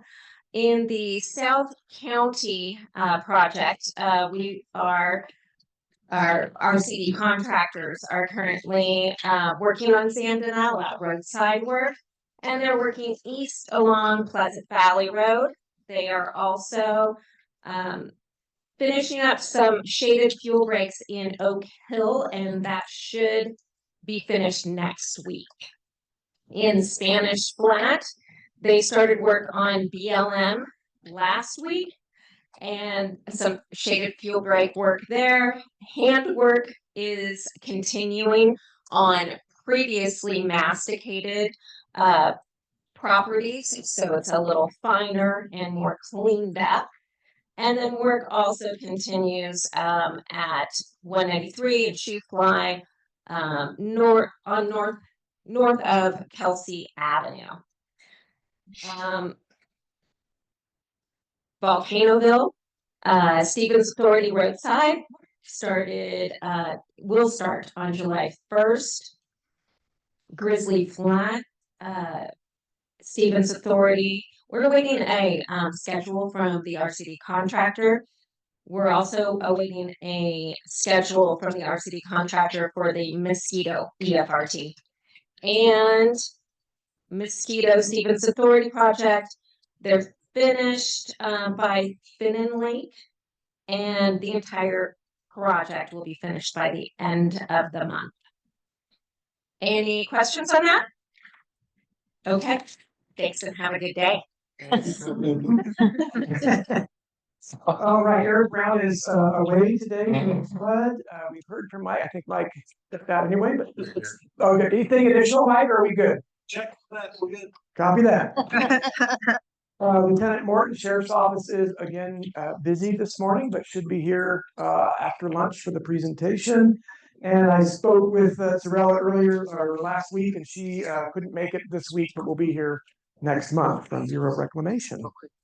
That concludes our partners reports. Let's move on to program reports. And next up is Hammy.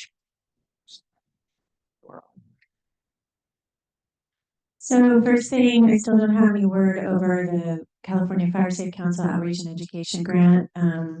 Still in process. I don't have any reason to think that we won't get funded. I think from what I understand, the Forest Service is extremely short-staffed in their administration, and I suspect that's what's holding up the process, but we still don't have the advance. So you still can't start your projects, or you can start them, but you won't get reimbursed until we get the advance. So just sorry about that. As soon as I know, I will let everyone know. We have a lot of grant opportunities that have come to the fore in the last few weeks. One that's due on June 30th. We can apply for up to $25,000. So the e-board group decided to apply for the assessor program. So more money for stipends, also money to pay for the cost of the training, and then possibly some more equipment, some more microphones for the training. Because our current assessor stipend grant ends, I think, in November. So, so we're hoping to get more money to continue the stipends for that. There are a few other grants coming up in July. So what I'd like to do is have a grants meeting on July 2nd, right after, it's a Wednesday, right after the e-board meeting. So be at 12:30 at 515 Main Street, and we'll also have it available by Zoom. So anybody who's interested in talking about grants, I'll send that out to the whole list, and you can attend, and we'll record it too, or you can call me individually and talk about your grants, and I'll send out what grants are available. There's some smaller ones that I think we want to talk about what makes sense to apply for. CAL FIRE grants, we got notification they're on hold for now, so they're not putting out a grant opportunity at this time. Will be potentially later in the year, unfortunately, but so that's on hold. So that won't be one of the ones we'll be talking about, but there are a few other ones coming up that we can talk about. What else do I have going on? I think our CWDG grant, we're still waiting to hear. That's the 10 million for the Diamond Springs project, Martinez Creek project. Yeah, that's all I have for now. Any questions? Thank you, Tamara. Assistance programs, Jessica. Hello, everybody. I have the year-to-date numbers for all of our assistance programs. And this is all work that's been completed up until May 31st, 2025. For chipping, we have completed 351 jobs, cleared 660 acres.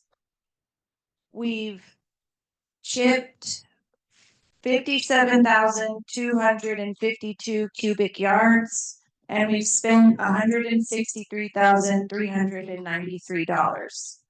For our defensible space program, we have evaluated 268 new parcels, cleared 225 parcels. The average cost per parcel is $1,200, 42.85. We've spent $312,612.57. Of the 225 parcels we've completed, 54 were veterans, 203 were seniors, 48 were low income, and 54 were disabled. For our hazardous tree removal program, we have assessed 103 new parcels. We have completed 87. We have identified 314 new trees. We have cut 284 trees. The average cost per tree is averaging at $670.79. And we've spent $124,409.25. Any questions for Jessica? Thank you. Next up, training committee, you counsel. Yeah, thank you, Ken. I don't have a lot to report this month. You all know we did the training, we got the training all done. But I just want to say, this will be the last time that I will be presenting this report at these meetings. From here on out, Elizabeth will be presenting the report. And so I'm going to give her an opportunity if she got anything she needs to say about what's coming up. Thank you, Hugh. So I'm gonna have to step up my game here and follow in big footsteps. Like this was his last. No, he warned me. Sorry, as I mentioned, I drove back I did a round trip to San Luis Obispo yesterday. I rolled in at 2 this morning, so I'm a little delirious. Anyway, but yeah, so yeah, we've got a whole bunch of new assessors out there on the field, working hard. And I just wanted to let them know we are working on a Zoom-based kind of, you've been out there for now, what are the questions you're having, to try to get questions answered to everybody and get some information out there. So keep your eyes on your email. That should be coming hopefully in the next month. But some of our teaching cadre have gotten really busy now too. So we're working on getting that organized. But that's what we have for now. And we are, if we get grant money, hopefully we'll be doing more trainings next year in the spring. And anyway, keep up the good work. Always reach out to us if you have questions. Are you done? No, are you done, Hugh? Yes. Okay. Great. Well, thank you to both Elizabeth and Hugh for continuing to lead that critically important program and committee. All right, next up, outreach and education. We'll turn it over to Angel. My report will be on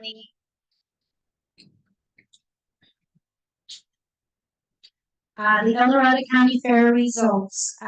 First of all, I need to thank each and every volunteer, and I'm going to read their names aloud because I'm very proud of the work that they have done. Lester and Alice, Sandy and Chuck, Steve Allen, Greg and Angel, Jermaine, Cord and Annette, Elizabeth and Denise, Janine, Paul, Mike, Karen and Jerry, Bob Hess. You all did a fabulous job. I've made my apologies in advance for my mistakes, but you guys rolled with it and I really appreciate it. So thank you.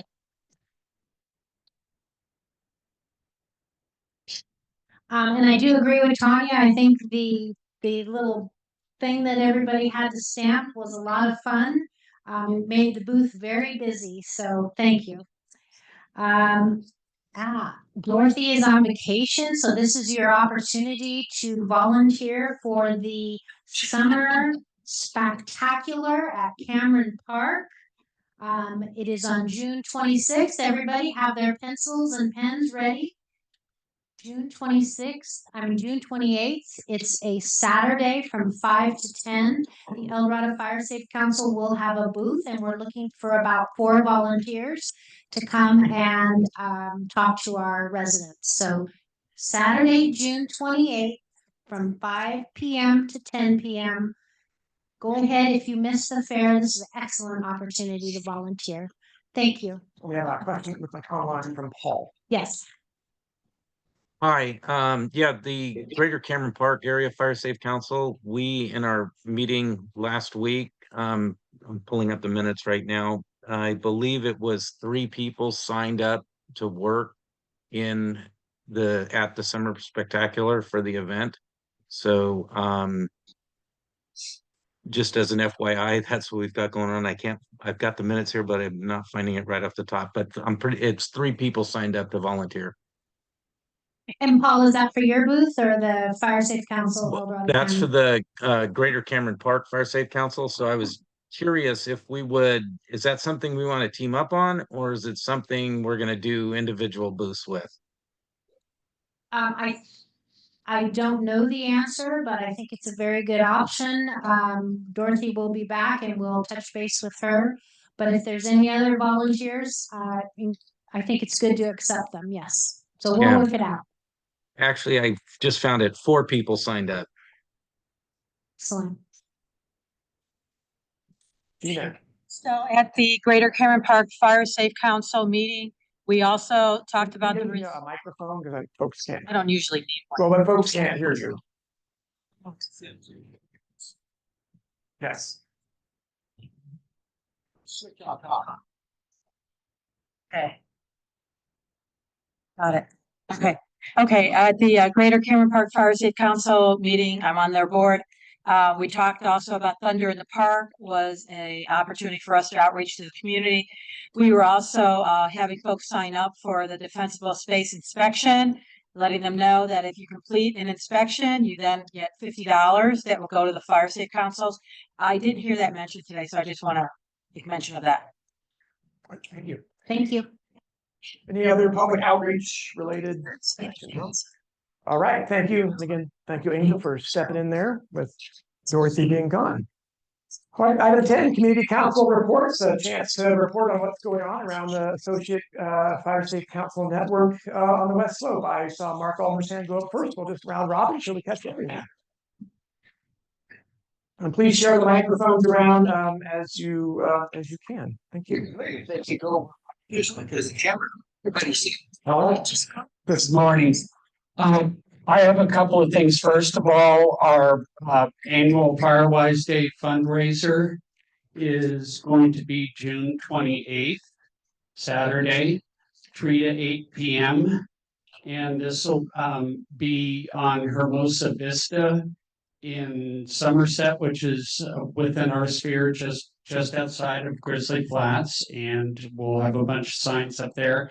If anybody's interested in a flyer, please grab me after the meeting and I'll make sure that I send it to you. It's also on our Facebook page, and it'll be from 3 to 8 p.m. We're partnering with the local Burger Night group, and they will be serving food, ribs and beef brisket for $15 starting at 5:30 p.m. And then the second item I had is that we have successfully transferred from our individual Streamline website over to the County Fire Safe Council Streamline landing page. And we met with Streamline a couple of weeks ago. And one thing that was kind of a surprise to us is that we found out that to have something put on the website, we need to submit it to the County Fire Safe Council clerk first, and then they will put it on the website. So hopefully they will be having a lot of support in doing this, because I don't know if all 30 some odd fire safe councils will be doing the same thing. So Carrie's going to need, a full-time job there. So thank you for supporting that transition, and we're happy with the way that it looks. Thank you, Mark. The others, and again, if folks could step up to the mic, either one of them, and when they speak. And then if you want to line up, whatever it is, we just want to make sure folks can hear us. Is it working? Yeah. Okay. So I'm Melissa Gates with the Royal Equestrian Estates Fire Safe Council. A few items. We did have a fire break created along the west side on easement of 3 properties in our neighborhood by Hargos Land Management. Want to give a little shout out to Hargos. They did a great job, very professional, came in under budget. I've been very impressed with their work. Good old Shingle Springs, where we are, has been in the news lately. We had actually 2 fires in a week. 4 days ago, we had the Amber Fire, which an intellectually challenged but well-intentioned person was mowing. And I have photos of the melted mower in the middle of the fire. And so we had amazing support, both ground and air support. They got it put out within about 30 minutes. We saw 3 fixed wing aircraft, a helicopter. I don't know how many ground crews were down there. It was quite the talk of the neighborhood. And one thing that did come up from that, people texting me, calling me, was the notification system. I got notification on watch duty, but we didn't get anything from Smart 911. And so everybody was a little concerned about that because it did come within probably a half mile of our community gates. And we have horses and such there that require a little extra time for evacuation. Our other excitement was last night we had our community meeting, which also happily coincided with the Bonanza Fire, which was also in Shingle Springs. So needless to say, it did impact our attendance a little bit. 2 of our speakers couldn't come. Deputy Bayer was supposed to speak about evacuation, but he was busy for some reason. And Chief Cordero was supposed to be there, but of course he couldn't. But we were lucky enough to have Jacob Pagansky come and Paul Gilchrist come and spoke to us. I put notices out not just to our fire safe community, but to the whole neighborhood or surrounding us with posters and Facebook and all of that. We only had 20 total people. 10 of them came from outside of our fire safe council, which I thought was good. So, and that's not counting our board members and everybody. And we did get 3 new signups for defensible space assessment because of that. We have 2 pending and we've already done 1. So we're trying to get the word out, not just in our little cocoon, but also around. And the fires were good advertisement, I guess. I think Ken Rogers was going to get it. Thank you. Good morning, Ken. There we go. Good morning, Ken Rogers with Longtown Fire Safe Council. As we all know, we had a little event out our way yesterday. And first and foremost, I want to thank CAL FIRE, OES, Sheriff's Department, and any other agencies that supported that event. A lot of lessons learned yesterday, I think, by all parties. A lot of lessons learned by residents, and it really made things real for a lot of people that were non-believers. Should I say, well, I've lived here for 30, 20, 10. There's never been a fire out there here. We don't have to worry about it. So out of this event, I suspect that our attendance may go up. Hopefully it will be. Now our challenge is to sustain that attendance. So that's a good challenge.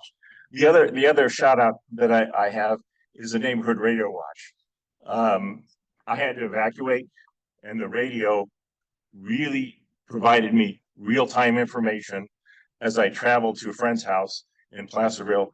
And the friends go, "What are you listening to?" Neighborhood radio watch. What's this? What's this? And it was really effective in giving me real-time information. I know everyone talks about watch duty, but watch duty, not to trash it because it's very effective, but members typically are not in the community. They're outside of the community reporting on information that they have sourced from all sorts of places. But the neighborhood radio watch is really the community reporting on what's going on. Thank you. Thank you, Ken. I think we have Cord in the back, and then we'll move over to Bob. We'll get everybody. Okay, Jean. Passing this on. Okay, good. Angel, thank you very much for your coordination for the volunteers for the fair. You did a fabulous job. So I wanted to say to you personally in front of everybody instead of just sending you an email. We had I'm Janine from Greenstone, by the way. We had a very successful Greenways Days. Our bins filled up really quickly, and our community has asked me, can you just do that every month? I'll get right on that. I'll ask Ken for some more money. Anyway, or Janet. So also I did an assessment in Sleepy Hollow area.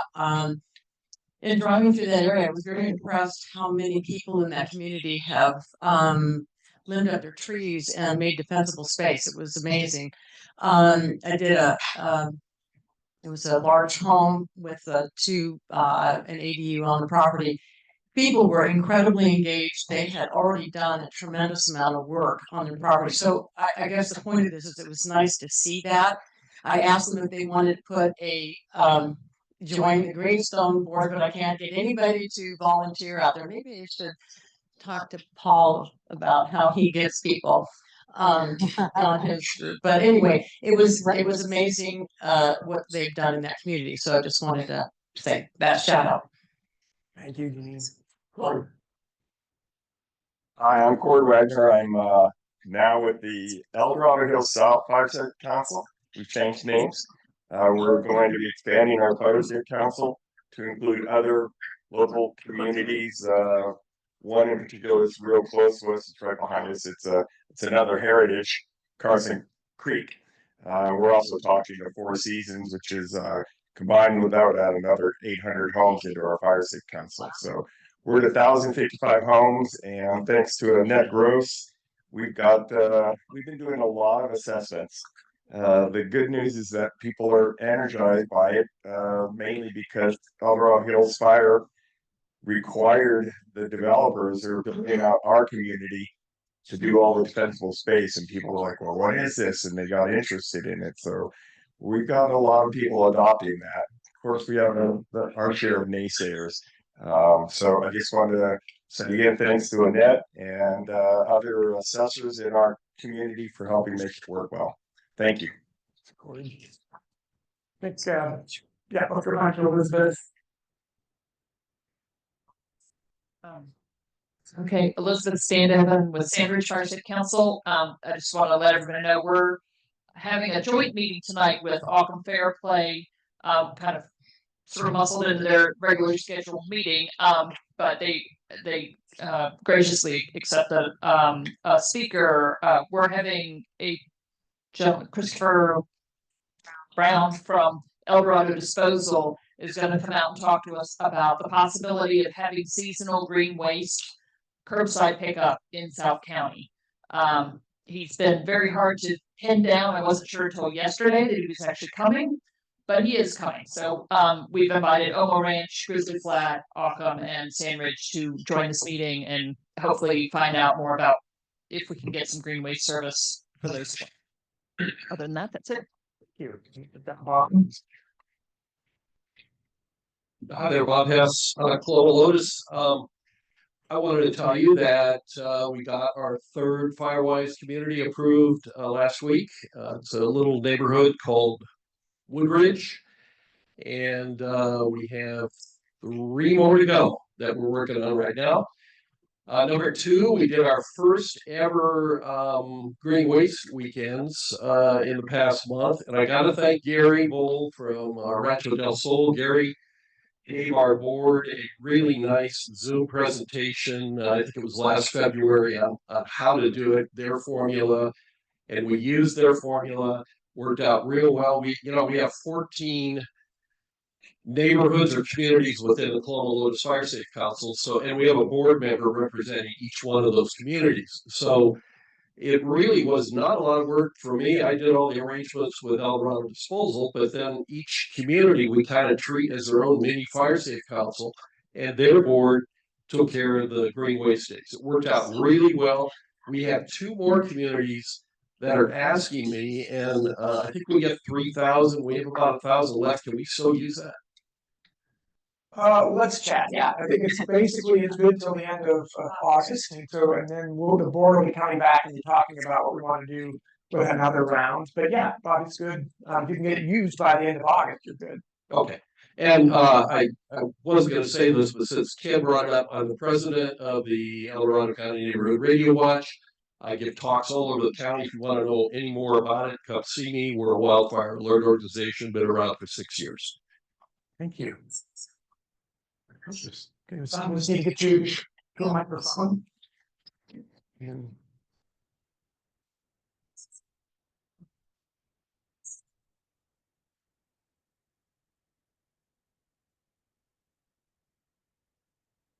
Okay, Hassan from Sierra Springs.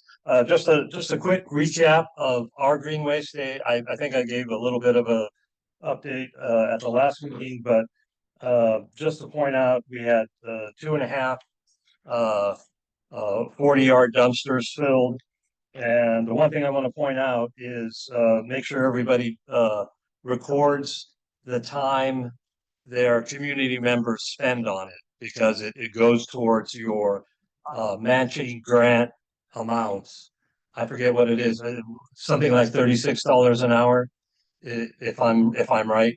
So if you have that in your bank, so to say, for instance, that also helps with Firewise authorization. And then the other thing,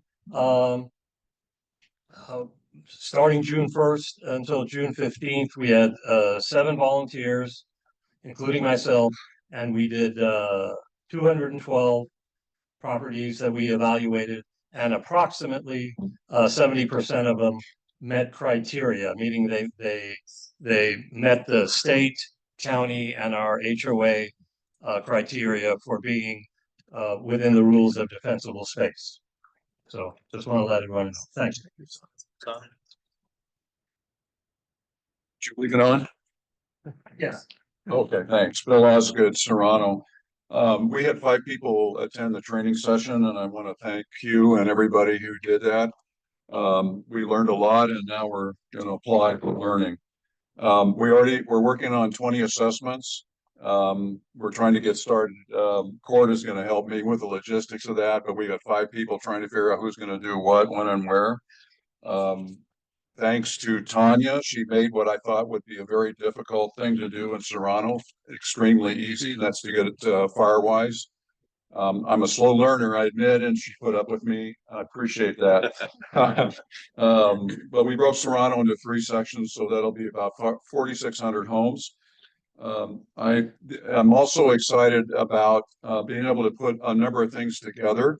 We can put the Serrano Fire Safe Council, the Firewise, the HOA, all together, and we're all start working together and communicating as a group. And I think that's going to be very powerful for the community.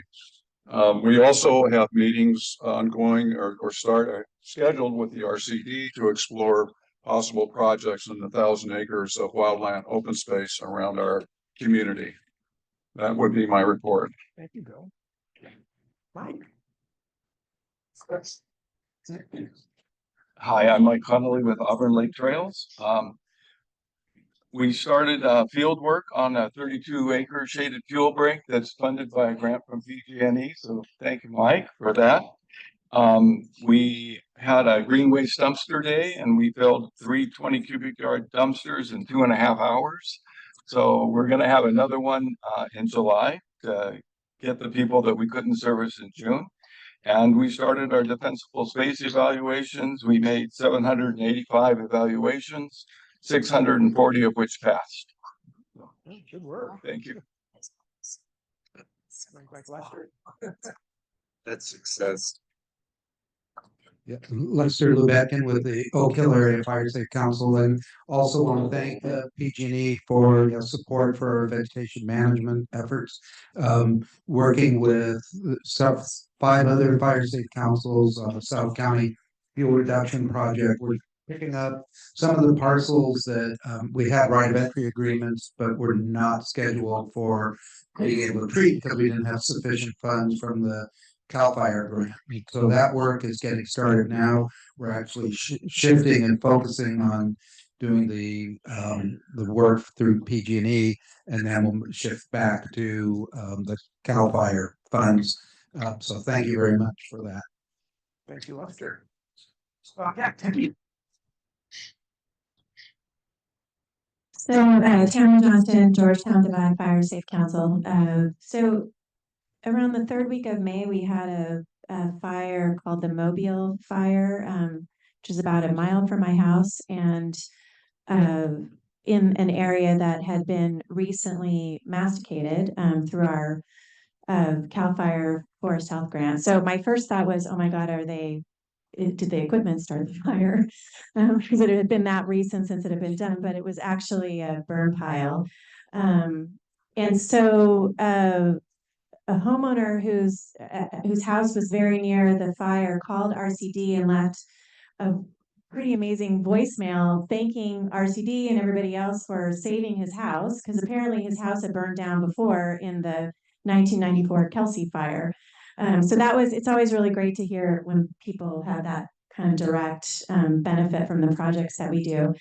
And then because it's funded by CAL FIRE, CAL FIRE called and they're doing a story on it on July 10th. So I think somebody from RCD is getting interviewed and I'm getting interviewed. So I'll put that out there once we have it, but that'll be some good press for what we're doing in El Dorado County. And then the BLM land that Courtney talked about that's getting worked on right now is a property right next to my house. And my husband got really great drone footage of the work that's happening on the property. So for anybody who has never seen what mastication looks like, we can several different videos. I can send out the folder if you're interested in kind of checking it out. It's pretty cool. And then lastly, we had 8 people trained in the assessor training. So I also want to thank everyone who put on that training. I got the feedback from the people who took it, said it was amazing. And we have been doing some practice assessments just so everybody can feel comfortable. I have someone who's coordinating our whole program. So she's doing the outreach and then getting us all, organized to do the assessments. And then we're also planning to put an article in the Georgetown Gazette offering assessments. That's our little newspaper up on the Divide. But it made me think, I wonder if we might want to do an article, for our whole assessment program in the Mountain Democrat. So once we write our article, maybe we can just tailor it for the Mountain Democrat. Anyway. Thank you, Tamara. All right. Any others? You're online, room. Okay. All right.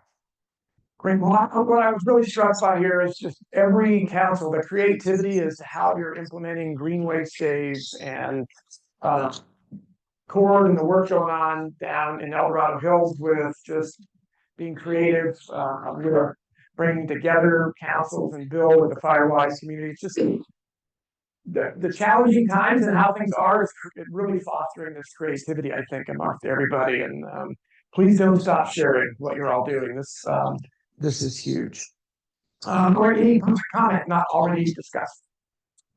Yes, we have one. So we have 3 minutes. Step to one of the mics.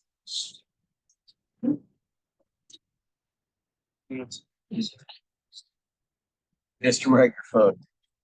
Test. My name is Ken Greenwood. I recognize some of you, Paul Penn and Mike.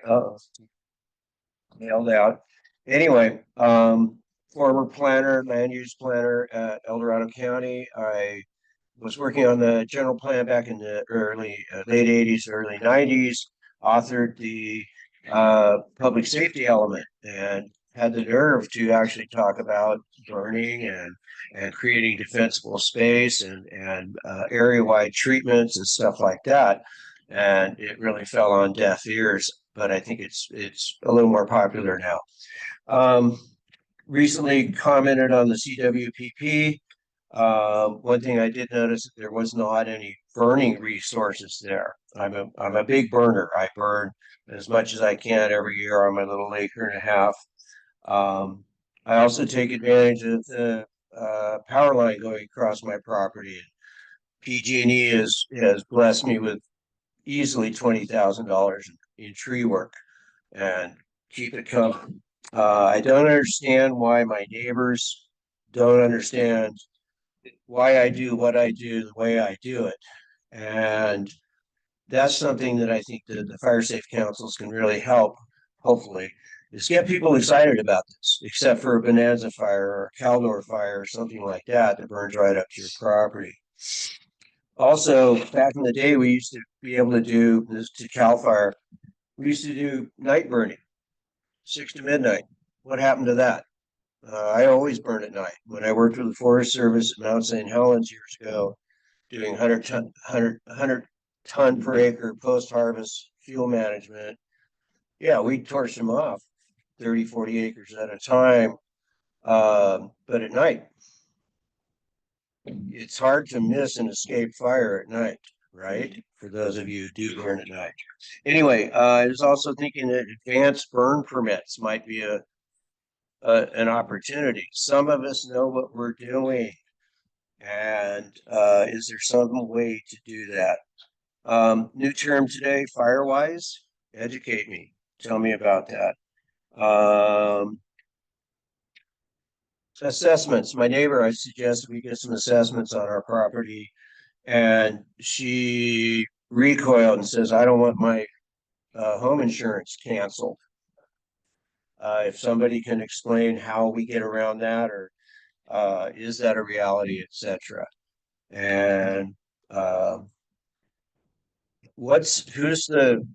guess it's the Sierra Springs, Don Spears part of that. Anybody know Don's former road? So just anyway. So there's all your questions are really good though, Ken, and happy to connect you with folks after, because those are all things that are. Yes, and that's why I'm getting up here. Thank you very much. Thank you. Any other public comment? Yes. Sorry, I know I stand between you and lunch. Don't do. 3 years ago, I was on the civil grand jury. We wrote a report on defensible space, and part of that report included the creation of expansion of a Whopper. And since then, that group has done a tremendous job on coordinating all of these diverse resources throughout our county. Fire Safe Councils, in those past 3 years, tremendous amount of work has been done from your organization. RCD, we are really making great progress. I'm here to talk about Firewise. I created a Firewise community 3 years ago. So we're on the edge of that, because that wasn't very common back then. And I would like to see potentially the Fire Safe Council take a stronger leadership role relative to Firewise. I'd like to see your maps include where you have Firewise communities. I would like to see more goals associated with making your Fire Safe Councils achieve Firewise, because Firewise to me is the last mile. And it's really getting your residents involved. And as anybody who's on nonprofits know, getting volunteers is really difficult. And getting your residents engaged is really difficult. And when you can get them engaged for 5 minutes, you've got to make maximum with those 5 minutes. And getting them to be fire safe, Firewise is the only way they can potentially get lower discounts. That's it. Being part of a fire safe council doesn't do that. Firewise is as far as I'm understanding, it's the only way to do that. So there's a tremendous opportunity there. I think more coordination, making it clearer how you become Firewise, making it easier, because when you're filling out that application, it asks you such questions as wildland fire characteristics. I don't know of any ordinary resident that has any idea what that means. So they can't fill that application out. So sometimes the fire department step up and do that, but it's not always clear who's responsible for what, who you call for what, to get that application filled out. So I'd like to see if maybe, I don't know, if an ad hoc committee under Fire Safe would work to try to figure out how to maximize Firewise communities, but I would more than happy volunteer. Yes, I said I would volunteer. And thank you for your time. Thank you, Gina. We'll link you up with Tanya Harlow, who's running the Firewise program for the county, and can probably help you there. All right, any other public comments? Yes.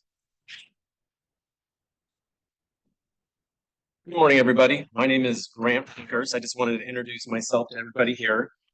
I am the owner of Advanced Home Hardening. We are a fire mitigation construction company with an emphasis on structural home hardening. We do everything from siding to fire-rated windows, doors, fire-rated vents, even closures, and anything we can do to help make your home more ignition resistant.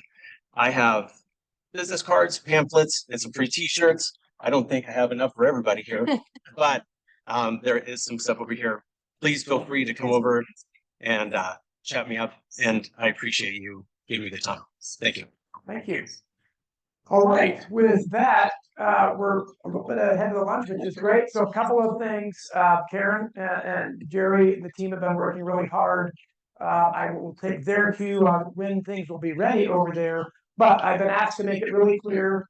You start at the plates, and the hot items will be along that table, and then there's condiments up against the open window area where the kitchen is, so all the spreads, and then all of the side dishes will be against the far table along the wall. Very important. Karen wanted me to really reiterate: do not throw the silverware away. It's not plastic. So it's not the silverware. So we'll. I think I saw the engine crew here. I think folks are probably out barbecuing, and so probably when we get closer to noon, that will be ready to go, and Karen will help instruct us. So for the rest of today, pray for the folks online. We will log off. We will partake in lunch here at noon. We will log back on, but it's a different Zoom link. I sent that out with the announcement. So make sure you pick the Zoom link for the 1 o'clock presentation if you're interested in coming back and having that presentation at 1. And so again, for everyone here, please enjoy lunch and please plan on staying. Because I think there'll be a lot more dialogue that Jeff started with us. The team will be back to talk about a lot of things, including, I'm sure, yesterday's fire. So again, thank you all for being here and reading the news. Tom, I have